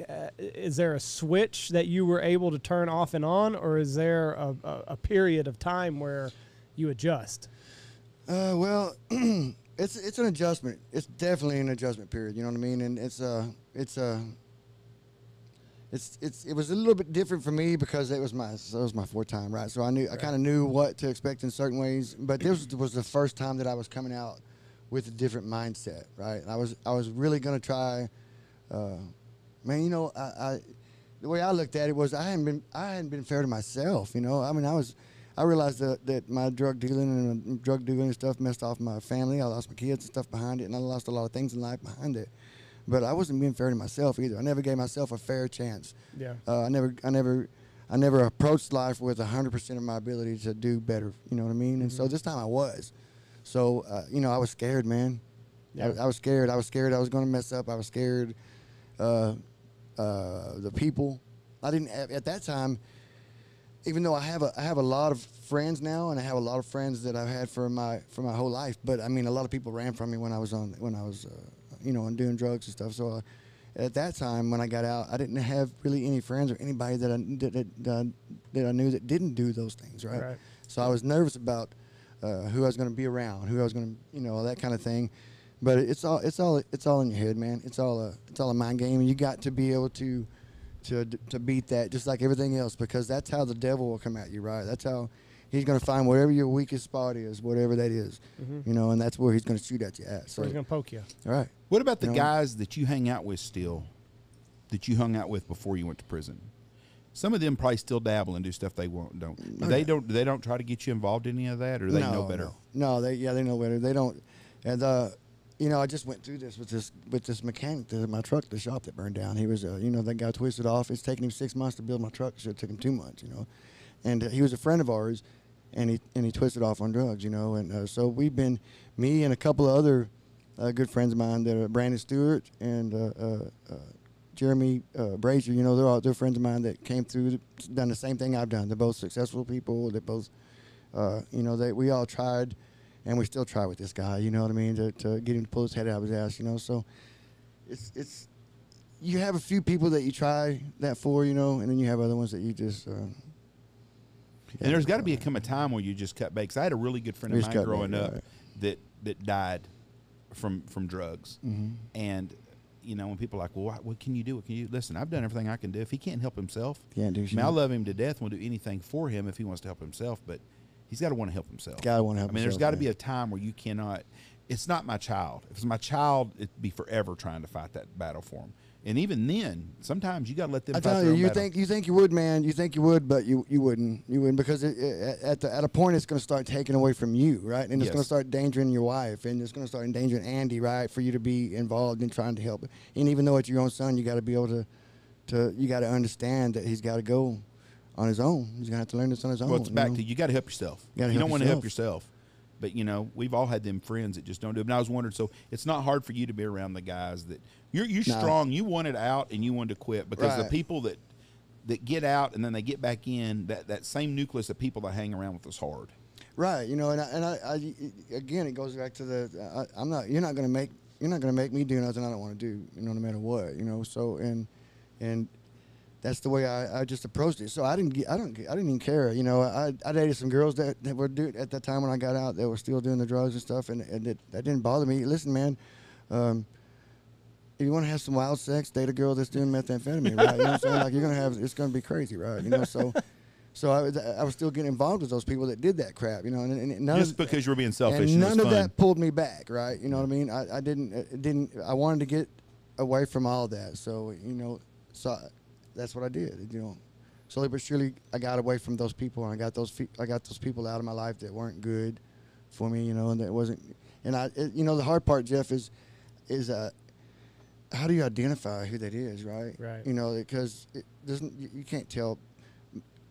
Money don't matter. Not how nice a car they drive don't matter. How much they're respected in society, that don't matter, right? You know what I mean? Because you can see somebody that's respected in society, and you know what they do behind closed doors, and you're like, dang, right, this dude's a piece of trash, right? But the sex is good on methamphetamine. It is. Really? Just a wildcat. I would not recommend you trying that anymore. No, Your wife would frown on that a little bit. Yeah, no. I'm looking for the story. I'm not looking for experience here. I got it all out of me when that was going on. My wife's gonna be mad about it. Did you ever have anybody? Have you ever feared for your life? Any of your drug exchanges? Man. Yeah. Oh yeah. Yeah, man. I tell you what. One time we was in a motel. Me and you don't have to tell everybody's name unless I won't tell any names. But me and a girl that I was, and actually she was I wasn't even dating her. She was just somebody, a business partner, right? She was a seller. I was a dope seller. So we were meeting up with some of the cartel with a couple of Mexican guys. And one of them barely spoke English. The other one didn't speak any English, right? That's tough communicating that way. Right. Well, Jennifer knew Spanish, right? So I'm there, and anyway, we're there, and we got a lot of money, right? Like I had 10 grand on me. Jennifer had, I don't know, 8 or 9 grand on me. They had whatever they had, right? We're at Motel 6, and I'm sitting with my, back then they used to have those doors that had that Yes. latch. The clasp, Yeah, yes. right. So you could open and see who it is or whatever. Right. And so I'm sitting beside the door, and the Mexican comes in. He's looking around the parking lot. Comes in. Jennifer's on the bed over there. There's no trust with drug dealers. Absolutely none, right? We all got pistols, right? Yes. You're not taking my 10,000 without a gunfight. Right. It's just gonna happen. It is what it is. And you make that decision before you go in. You're like, right, I might have to fucking have a shootout with these people. And it's a risk you're ready to give your life. It is what it is. That's part of it. You know what I'm saying? So you have to make that. You have to do it. Otherwise, you're gonna get. This 10,000 can be 100,000. Right. Risk and reward right there. So anyway, we all got pistols. We don't know each other. We don't know who the fuck anybody is there. We really don't. All we know, these two Mexicans got sent to us from our main guy that we had at the time, and he got in some trouble and was locked up. So he set us up with his people, right? He's like, I need y'all to meet them here, blah, blah, blah. And so we don't even know. I don't even know their fucking names, right? I'm just there mostly to get my money and to watch out for Jennifer so that she don't get killed or something, And so we're sitting there, it's stormy and shit outside. They're doing their deal. We get pretty much, everybody's kind of starting to calm down a little bit, right? Because everybody understands and realizes we're not cops. Right. Because the first 10 minutes is really feeling each other out. Right, and you don't know who's cops and you don't know what's going on. So anyway, after we kind of calms down a little bit, we're all just sitting there. We get the deals done, right? And I remember thinking, it was the most drugs I'd ever. It was like 5 pounds of methamphetamine, right? And it was the most methamphetamine I'd ever even seen at one time, right? And so I was sitting there. I'm thinking, man, I'm ready to get the fuck. I start making money, right? I'm just thinking, I'm already grinding in my head. And so anyway, we're sitting there, and that fucking door blew. There was storming outside. Door blew open and caught on that latch, dude. Everybody in the room dove on the floor, right? Everybody grabbed a pistol. Every person in that motherfucker grabbed a gun, We all come up like, hey, I swear this was like a Die Hard movie, Like, what the fuck? Everybody was, dude, it was the most. I was so scared, dude.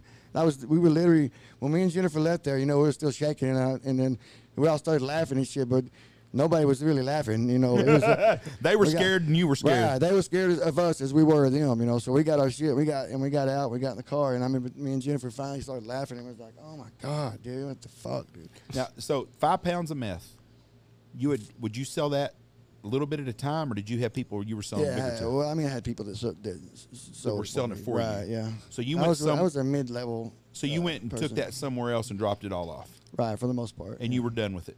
Right. That was pretty. Till I picked my money up. Yeah. And then you went and picked your money up. Right. Did you ever cop bust? Did you ever get busted by the cops or something like this on a sting? Yeah. That's how I got towed on to. How'd that work out? Penitentiary. Well, no, I mean, how not very fucking good. How that story goes? I mean, what happened? Did you have a feeling about this person ever, or were you totally blindsided? No, and the only reason that it doesn't bother me is because she did me a favor, right? I remember because Dobie asked me that too. He's like, how did you feel when that task force ran up on you that day? Okay, I was out back working on a friend of mine. Was this in Wichita? In Wichita. So John Spraggins, someone you went to school with, was one of them there. Right. I shouldn't say his name. Hey, listen, Don't put his name because he still runs that drug task force. No, John. no, John's John's PR guy now. Oh, is he? Okay. Yeah, well, he don't we have can talk. to do All right. task force now. He just goes to kids schools and shit. Okay. All right. I can tell you some stories about John too. I know a lot of things about old John. Listen, Dobie asked me that thing, and you know what I felt, man, was relieved. Right, I felt relieved because all that running. Oh man, and I was in deep, Jeff. I was in, I'm meeting up with cartel people, and and I was. There wasn't going to be no way I was going to wake up one day and go, I think I'm going to retire. I'm done. You either go to jail or get killed. Right, man. And I didn't know what I was going to do. You know what I mean? I knew I'd got in over my head at that point, but I was struggling with myself hard because. I could feel it crashing down, right? I knew it was coming, I just knew it was coming. But that lady who told on me and who did the control buy on me, thank you. Mm-hmm. Appreciate you, you know what I mean? Because you did me a favor. Well, but at even that though time, you were a piece of shit. You know what I mean? you were shocked at that time then when they I came was in. very, I didn't even know, because I knew about a street name. It was just a different name than what her real name was. So when I had some people, when I was in jail, I had some people trying to figure out and find out what's going on, right? We had the connections, you know what I mean? So they found out, and they asked me if I knew a female with this name, right? And I'm like, I don't know who the fuck, I forgot what her name was or something, and they're like, well, you might know her as Peaches. And I was like, oh, that fucking bitch. So that's how Peaches is the one that got you. Yeah, Peaches Peaches got me. How many times do they buy from you before? Oh, I don't know. I don't know how many control buys they did on me. I just. It's not just one. It's not just like, oh. No, hey, they set knew. up. I'll tell you a funny story too. Here's how I knew it was coming, man. Was behind my building. I had a building on 8th and Burnett, right? Downtown Wichita Falls, catty corner from the courthouse, right? We're cooking dope on the roof and selling dope out of the fucking watching the courthouse, right? It's a good place to do it. Anyway, man, we put up a privacy fence on the back of that parking lot so that all the fucking stolen cars and shit that would come in and out of there couldn't be watched by the police, right? You think you'd have picked a place further away Listen, than the courthouse. bro. Oh, No, you want to know where your attack is coming from. That's Dobie. It was like, that's the perfect spot, man. I was a block away, right? They would leave there and drive right by my place before they even started looking, right? They driving their car, leaving the courthouse, putting their seatbelt on, adjusting their shit, drive right past my place, right? Anyway, we went to the casino one night, and you go to the casino when you're in dope money, you might go for 2 days, right? You just intend on going an hour, right? Be over there for it might be. Jeff still does that. Be He's not fucking in dope nighttime money. 3 days later, right? Yeah, I don't have dope money, but I do that a lot myself. So you know what it is. Yeah. Anyway, we come back and my fence was down. It had got sawed off at all the poles that I put up to hold the fence up had been sawed off, and it was stacked against the building. And that's when you knew. That's when I knew. That's when I told, because Corey and those other guys were like, who the fuck came and tore our fence down and all that. And so I started thinking, I was like, man, didn't nobody come tear our fence down, dude. They're fucking watching us, and that blocked their vision. And they were watching us from the Joe Pistacco building over there, and they were. Nobody told me that later, you know what I mean? So I know that's where they were watching us from, but that blocked their vision. So they went and cut that fucking fence down while we were at the casino so they could watch our fucking shop. And y'all just kept doing it, though. Kept on doing it. How much longer Kept until on they riding. busted you? I didn't know how to get out, right? Like, what am I going to do? I didn't know how to tell old fucking Mario I wasn't going to sell you dope no more, bro. How does that work? Because you're dealing with, I don't know how much money a week's worth of their money. A lot, yeah. Do guys ever just say, I'm leaving, I'm going to Utah? I'm just disappearing? Or do guys just disappear ever? What's the retirement plan for a dope dealer? Death or prison. Death or penitentiary, man. But after you do your prison time, you can go about living your life. They don't fuck with you no more, right? As long as you're not telling on people or anything while you're in there. You go and do your fucking time and do what you got sentenced to do for the things that you got sentenced for, and don't try to put it on nobody else's plate, man. You're retired. You can get out and be good. Do they trust you at all? Like when you come out of prison and then you come back to them, are they like, well, fuck, did he squeal on me in the penitentiary and now all of a sudden he's coming back to me? Or is there a feeling out process again whenever you get out? It was. You'd have to ask them that really for as far as for whether or not they trusted me. It was always the feeling out process when I got out and was getting back involved with them as far as selling and all that. It was always guys that I was real close to when I got locked up and I'd get out. They were always like, all right, you know what I'm saying? And for a little while until you figured out that, hey man, this dude really is going to be an outlaw with us again, because it's a dedication level. When you're at that level of running and gunning, man, we had a pretty small group of us. There's about 8 or 10 of us that we all knew. We was and I'm still real good friends with 4 or 5 of those guys to this day. But they're all doing good. They're not doing, what we was doing back then. So, but you kind of know, who to fill out and how to, what they've been doing, because people talk. Yeah. Everywhere. So. Well, you said you knew you were in over your head. How long did you know before you finally got busted? How long was that feeling? Was it 6 months? Was it a year? How long did you know? Like, I'm treading water. It was probably the last. It was probably the last year, 8 months or so. The last 6 or 8 months, it was what I imagined that it's like for these people now. Like, it's no fun at all. Like, it was terrible. It was. But why do you say you were in over your head? You had just made too many big deals. You were in with the wrong people, and you couldn't see the exit. Man, I was in with, I was in, when I got into it and I first started, you know, it's kind of like it's kind of like business, being a car salesman, you know, and you come in and you're fucking gung-ho and you're selling cars, boom, boom, boom, boom, and, you know, they start to expect that from you. Then say you don't want to come in on Tuesday and work, you know what I mean? And you don't want to sell, you know, they dropping dope off at your house. It needs to be sold, right? Right. So you gotta sell it. There ain't no, And do they hey, start? I don't need no dope. They're like, it's in your mailbox, homie. Yeah. You know. And do they start bringing you more dope to sell? Right. So like right. it's like an insurance company, like Right. or any. You sold And this month, last month. when you're at that level, they don't even they get to where, I mean, I went to penitentiary owing a shitload of money because they had so much, they didn't give a fuck, right? They're like, just keep your mouth shut and you're good, and I did, and I'm good, you know. But Because you got busted with their dope. right, yeah, So that's money that they're out. yeah, but they can completely wash their hands of that and not care as long as you keep your mouth shut. As long as you don't, as long as you do what you're supposed to do. Right. You start blabbing. And and I then did. you I made come a out.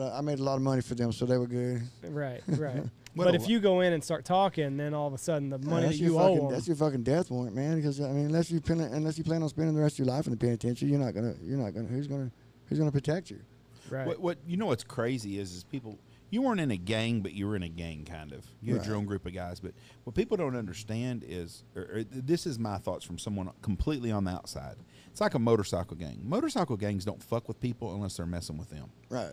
These gangbangers on the streets in Chicago and shit, they don't have no respect for life. None. It seems to be a completely different group of people that do that stuff. Now there's no honor among thieves anymore. No, you know, at no, all. but you guys weren't messing with nobody that wasn't bothering you. Right. If somebody would come up, knocked on your door, had a flat tire, needed help, you was going to help them, even in Right. your worst moments. Oh, absolutely, I did. Yeah. But if someone went up to them gangbangers' house and did that shit, they're probably going to steal your fucking car and shoot you. Right. It's just a whole different world. It's a whole and, different. That's a whole different world. Yeah. And Yeah. You know what our deal was? Like I was even, I wouldn't even. Guys that would bring me shit, the dope heads or whatever, that would bring me shit to trade for dope or whatever. You know, if I knew they got it stole it off of somebody else, like there was many times that I knew where these tools. Got stolen. Right, and so I bought the tools with dope, and then I called the dude, hey Jeff, man, I got your fucking shit over here, the dumbass dope from you or whatever, and I always gave it back a bunch of times, you know, and those guys that I did that for always repaid me or whatever, you know. I never did it for that reason though, right? I did it because I figured I'm already breaking enough laws, man. I don't need to be fucking with little Johnny's Fool here down the street, man. They don't have nothing to do with this, you know. Right. Leave them fucking people alone. That's how you're gonna get the police in your business, right? Yeah. And people didn't understand that. Now they don't do that like that, Jeff. They don't give a fuck.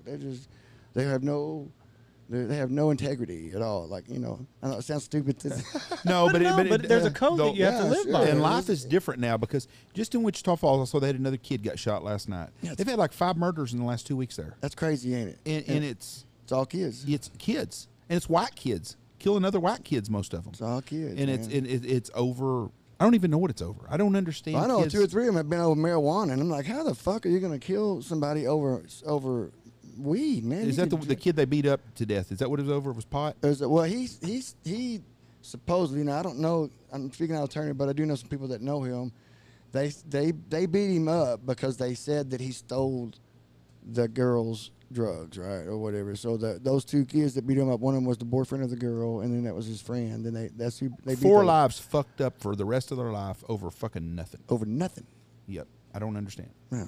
I understand a cartel popping somebody over $1 million. Somebody fucked somebody Makes out sense. of. I understand that. Right. I can put my grasp around It's that a shit. different level, you know. Yeah, but I don't understand people. $50 worth There's of weed. no respect for life today. No from respect, kids. man. None at all.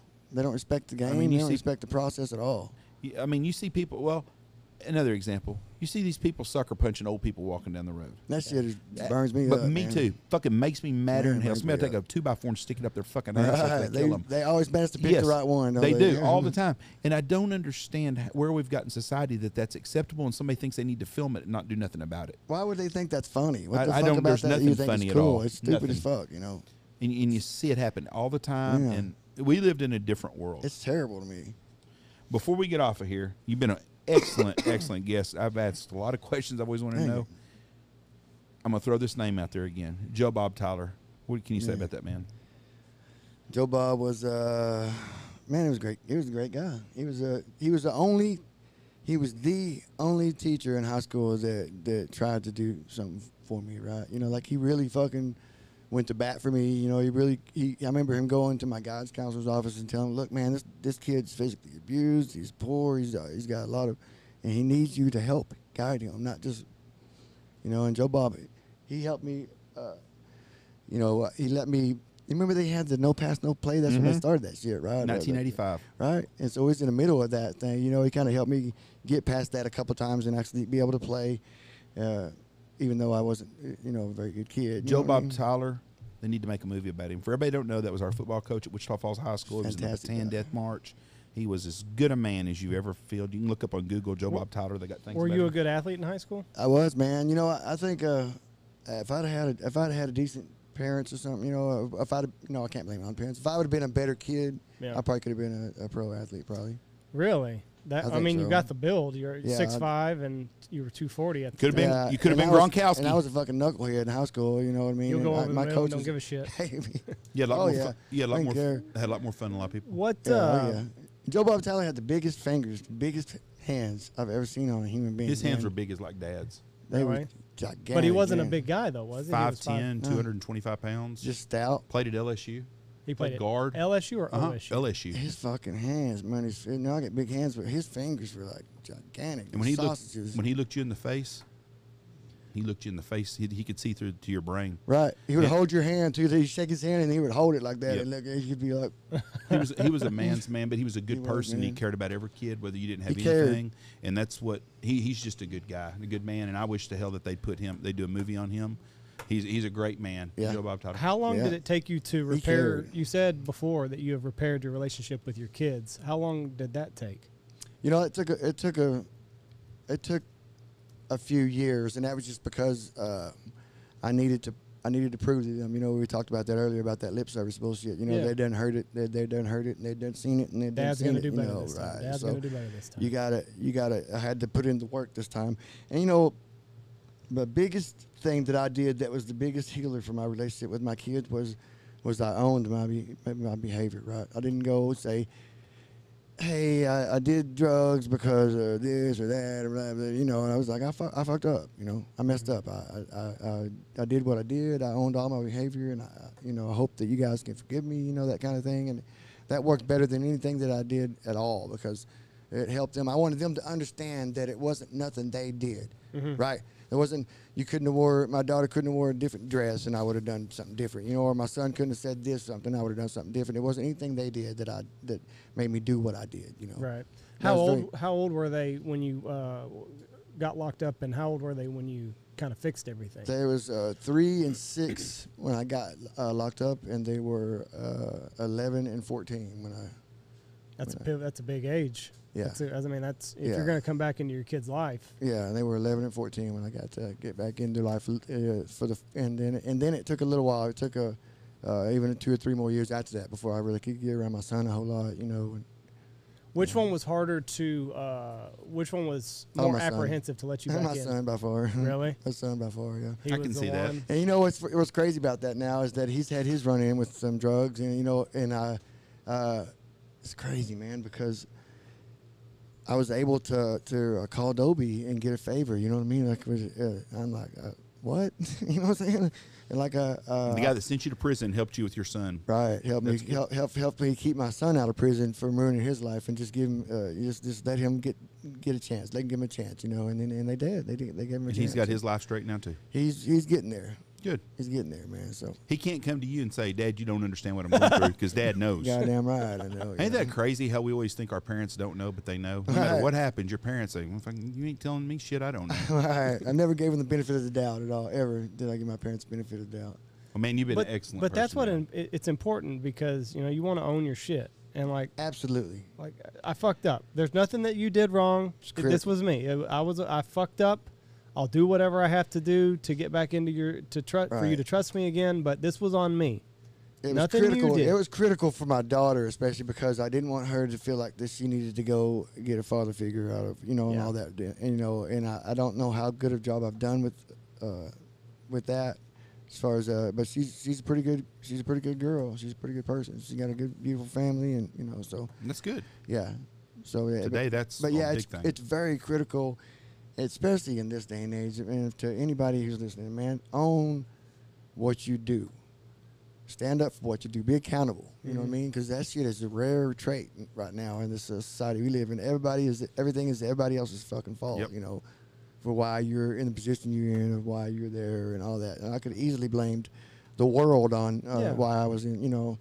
Because like I said, the things that we thought were normal, Jeff weren't normal. That wasn't normal. We didn't grow up in the Brady household. I didn't have a normal life. You know what I mean? So I could easily blame those things on physical abuse, mental abuse, sexual abuse, whatever. I could blame it on all those things, but none of that is being 100% honest, right? All those are true, but none of it is being 100% honest with it, It's easy to be successful when you grow up when your parents are both mom and dad at home. Mom and dad went to college, or they pushed you to go to college, to a trade school or something, and you grew up in a nucleus family. You had breakfast every day when you woke up. You had a warm snack when you come home from school. Right. Is that a thing? Yeah, it's easy. It's easy to succeed when you come from that. Yeah. A lot harder than it is for the kid that don't come from that. Yeah. My 3 boys were fortunate enough to have that at their house. I didn't. Now, that gives them a step up in life. I really believe Absolutely, having 2 parents at the house gives you a big step yeah. up in life. Yeah. And, is that some sort of privilege? Yes, it is. But it's called having family privilege. Don't go with color, who you sleep with, or anything. It's a family privilege. If you look at it, absolutely, and that's dedication. That's dedication. See what I'm saying? That's you being dedicated to doing something different for your. I wanted my kids, kids right? to have so much better than I had. Right, man. I still live with a crazy ass woman. I'm married to her. Been married to her for a long time. Hey, listen, my son, when he was 17 years old, was driving a Corvette around town, right? You know what I mean? Because that's the way he had a much different. Did you have a Corvette? If I drove one, it would have been stolen. Hey, not one that my fucking dad bought. I know that. Yeah, yeah, exactly. But that's right. But you want your kids to have better than you have. Absolutely, and they do. They definitely do. And your grandkids, you want them to have better than your kids do. Yes. Grandkids are more important than kids are now. Grandkids are absolutely more important. That's right. Sorry, Colton. And if you look at marriage, I'm a fucked up person. My wife's fucked up. But maybe if we can get together, how are y'all fucked up? We can be less fucked up. We can maybe make one reasonable person. When it comes to discipline the kids and when it comes to interacting with the kids, I don't have all the answers, and she doesn't either. But maybe if we can both put our heads together, we can figure out how to raise our kids. Your kids are very blessed. They are. Because they have a mom and a dad. But if you look at these kids that are in single-parent homes, they only get a fucked up person, and they're judge, jury, and executioner. Right. If I'm being too hard on my son or something, my wife can be like, is that really worth this fucking meltdown? We were left to our own devices, right? Can you imagine nowadays? No. You can't leave kids to their own devices now. There's too much access to too much. I had encyclopedia. Set of encyclopedias were my devices. Right, that was it. And a TV with 3 channels on it growing up until I got junior high. So you got 3? Yeah. You still one of them badass antennas. Yeah. But you're right. Our devices were different. Hey. Our devices would go outside and play. Right. Nowadays, you got the whole world there, and it's not good. Right. I'm going to tell you right now, if I'd have had a phone when I was in 7th grade, I'd have every porn fucking thing they had on there. That would have been terrible, man. Yeah. That would have been terrible. It's the worst thing that you can do. I'd have worn my pecker out rubbing that Sunday 14 times a day. I almost did anyway. Yeah. What, did you have a shank in prison? No, man. Never? I Just never two fists? Yeah, it's Mikey and Ike. Mikey and Ike. Yeah. What was so one of my last questions. What was the worst beating that you gave out, and what was the worst beating that you received? The worst beating I received was I got jumped on by 3 Nazi lowriders from California. Right? The Aryans. Yeah, they would call them Nazi lowriders. That's their name. Which is they're all Aryans. But 3 of them jumped on me. They beat me up pretty good. But what for? Because I wouldn't get down with them. I was gambling with the blacks. I'm sitting at the back table playing cards, you know what I mean? And that shit was normal to me, right? That's what we did. I didn't give a fuck about all that.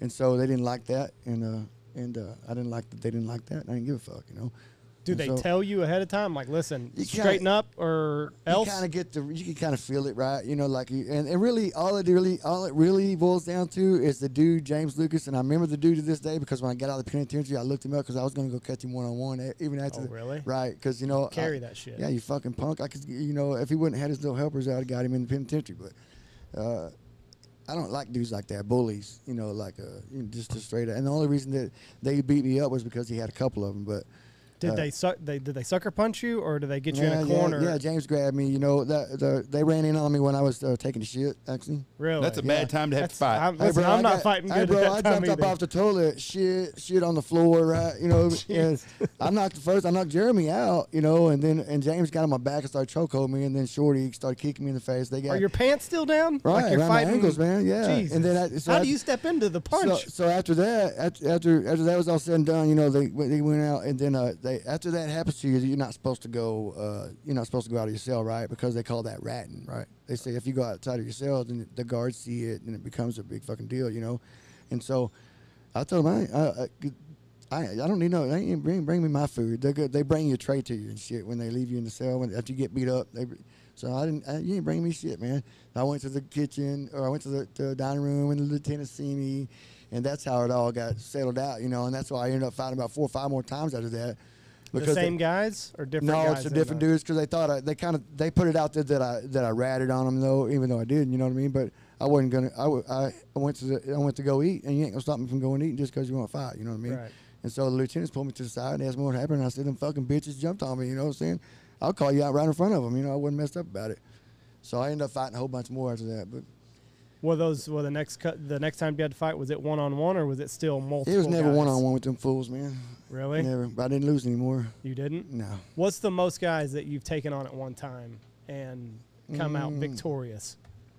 If that is such a thing. Probably 5. 5 guys at once, and you just beat the fuck out of all of them. I didn't beat the fuck out of them. But you handled your own, and they didn't. They I beat didn't up a pummel couple you. of them pretty good. You know what I mean? How do you do that? What You know, do how you do? You hit the first one, the knock- other ones don't want none. You knock them out, man. Is what you do. You concentrate on one and knock him out, and then go to the next one and knock him out, and don't worry about getting. You're gonna fade punches. And You're gonna get hit. you're gonna get hit, man. Accept Just it. fade it.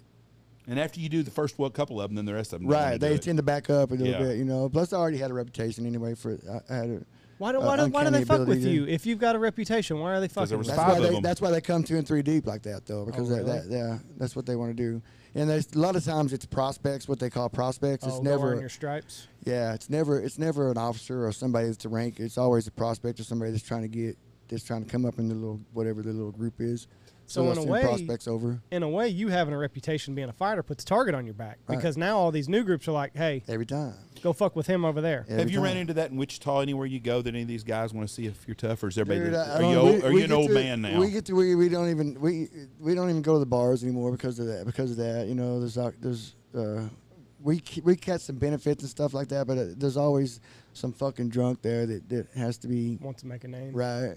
Ain't it crazy though that And I've had to people stomp don't on grow some of up? them.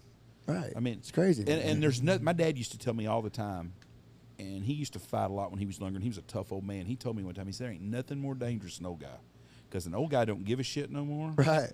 and he's not." He ain't got nothing to lose either. He's done. That goes hand in hand, because the old guys are almost 100% in the ride all the time, right? Yeah. They don't go starting shit. Right. They're not start starting shit. They're No. not out there instigating or anything. That's why old guys are tough, because you're like, look, man, I'm not old ass whooping, and I don't plan on taking one. No. Right? You know what I'm saying?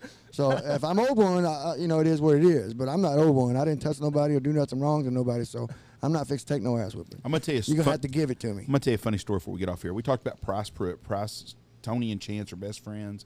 Price is the younger brother, and he drives a truck, and he's a real good, great hand for somebody. Yeah. Anyways, his mom one time, I pulled up by the house getting some gas, and their dad was there. He's like, "Well," he goes, "where's your brother at this morning?" I said, "I ain't seen him because Tony and Chance live together." And I go, "I ain't seen him this morning." He said, "Yep." He said, "Yep, Tony got him in a bar fight last night." I go, "What?" He said, "Yeah, Fat Albert's old Fat Linda got her leg broke." Then a bar fight broke out. Price's mom jumped in the middle of it, and the guy grabbed a pool stick and hit her across her femur and broke God her. damn, man. Way to go, Price. He's like, "Oh, Fat Linda got in a fight with them boys last night, got her leg broke." I'll never forget that. I laughed so hard. Well, I still can't get in my head that they jump you when you're taking a shit. Like when you're Well, so that's the time you're down. They You're dump you, man, you're so- on the toilet. you're Yeah. so vulnerable. It's a prison, Andy. Yeah, There's but no I wouldn't. rules. There ain't no rules, I man. wouldn't want to fight with my pants down around my ankles. They don't My- care about you wanting to fight. They right. want to try to get the heads up. They want to hit him first. And I don't. But listen, I don't listen, want to man. fight the naked guy either. You wouldn't. But if you was taking a shit and somebody jumped on you, you're not gonna You're defending yourself. Yeah, you're not gonna roll up in a ball because you were taking a shit. Yeah. I'm just gonna. What's up, man? You know, you gonna come Wait up till I just like finish, any other- guys. So you don't have was there a public, were you in your cell taking a I was shit? in my cell. Yeah, yeah. They run in on you in the cell. And the door was open? That's why they and- tell you to sleep with your shoes on, man. You know what I mean? Like when you feel that shit like that's gonna happen, is to always keep your shoes laced up. Really, just so that you're not slipping You're around? not catching me without my shoes on, man. Yeah. You can't close your cell door at night where you're locked Yeah, in? you are. You're locked in. That's But probably they the only time you but feel they, safe. They roll the doors, you know, in the morning, and they get in and out time is what they call it, you know. A Somehow, lot of free time there, and a lot of people thinking of ways to do shit all the time. Solid free time. somehow 60 Days In is coming up on my news feed, like on Facebook and shit, and that's what they plant people in these jails. They hadn't done anything, but it's documentary, and they take innocent people and put them in but a guy's friend was in a fight, and it was one-on-one. Well, coming in the cell door was a buddy of another guy that was in the fight. And you see the guy, he's on the top bunk, and he grabs his shoes, and he puts his shoes on. Yeah. And they said that was a sign that if his buddy jumps in, he's going to jump in. That's right. But he had his shoes off, and like it zooms in on him, and you see him. You see him lacing up. He fucking puts those shoes on and laces up. They call him like, lacing up, yeah. That's whatever- what it is. Whatever's got to happen. And that's what you got to do if you're, you know, if you're a Peckwood or one of your brothers or something. You got to step up. You can't let them get whooped on. I got to lace piss. up. We got to get off here. It's been 2 hours. All right. James, I appreciate it, man. You've been a great Yeah, guest, man. yeah, I wish you the absolutely. best in life. Continue. God bless you and your family. Thank I'm you for very, having me. very That was proud what I of was you. going to ask. that. When did you find salvation and Jesus? And was that in the prison, or was that after you got out? No, man. It was definitely in prison. It was in Oklahoma County Jail. I remember the moment, man. You know what I mean? Because it was right before Christmas, and I didn't get a scheduled court date, and I thought I was going to get out before Christmas, and I didn't get a scheduled court date, and then I remember praying real hard, and I remember putting burying my face in the pillow and being so fucking mad. I'm fixing to beat up my cellies, right? I'm fixing to like flip switch here, and I buried my face in the pillow, and I was so mad. I was just red, and that's when first time I ever prayed to God for real, right? Like, Not an amateur pray, but really hey, meant man, it from your heart. Hey, listen, man. I'm this way every day, and I cuss and I talk, you know. And if I go to God and I'm like, Right. He knows you're bullshitting, right? Right. He knows you're lying, right? He knows. So it was the first time I ever really was like, all right, motherfucker. You know what I'm saying? I'm like, what the fuck, man? Because I know my cussing can't bother God. Right. No way that bothers him. He's bothered by my cussing. Come on, man. Give me a break, right? This dude like made the world, right? Right. So. He's got bigger fish to fry. Right, he's not worried about whether or not I'll say a few curse words. I don't even think he thinks they're curse words, you know. But that was the first time I ever got serious about and you know what happened to me is I got released on Christmas Eve, dude. Really? I swear to God, that's what happened to me. I didn't even have a court date. And they said you're And out. they came and got me on Christmas Eve, and my uncle came and picked me up from Oklahoma County, and I got to go home on Christmas Eve. I only stayed home about 9 months, but You have to go home, though. I got to go home. Man. God is good. I'm telling And you. that was the first time that I remember when that happened. I very distinctly remember when that happened, and I was like, they came and got me, and I was like, What? How'd this happen? Yeah. uh-oh. You know what I'm saying? Right. I remember being like, oh, Yeah, you know, yeah, it was good and scary, all it kind of all. Yeah, it was all because brand you- new to me. Yeah, because you're like, okay, he does answer prayers. Right. And he didn't forget about me. Yeah. You know what I mean? You feel like, you go through the kind of lifestyle that we had growing up. You feel like you got forgot about, you know. Mm-hmm. Like, you know, you could have been something else that you wasn't in life, and you feel like it's because society forgot about you, you know. Yeah. Listen, it really has been a pleasure to talk to you, and Thank you, we man. need to hear more stories like yours of people that, you know, it doesn't matter how deep down this dark road you've gone, there's always a way to turn around, and Always a way out. you're not your past, no matter how much people try to bring it up. Like, it's not me anymore, and people can genuinely do better if they want to do better. Well, I know this much, man. You can't go far enough down the wrong roads that you won't find God there if you want to. That's where he is. You know what I'm saying? Just impossible. You know. So if you want to get better, you can do it. Jesus hung out with weirdos and winos when Right. he was on He can't Earth. save the people that are unsavable. You know That's what I mean? right. That's They're already saved. That's right. So it has been a pleasure.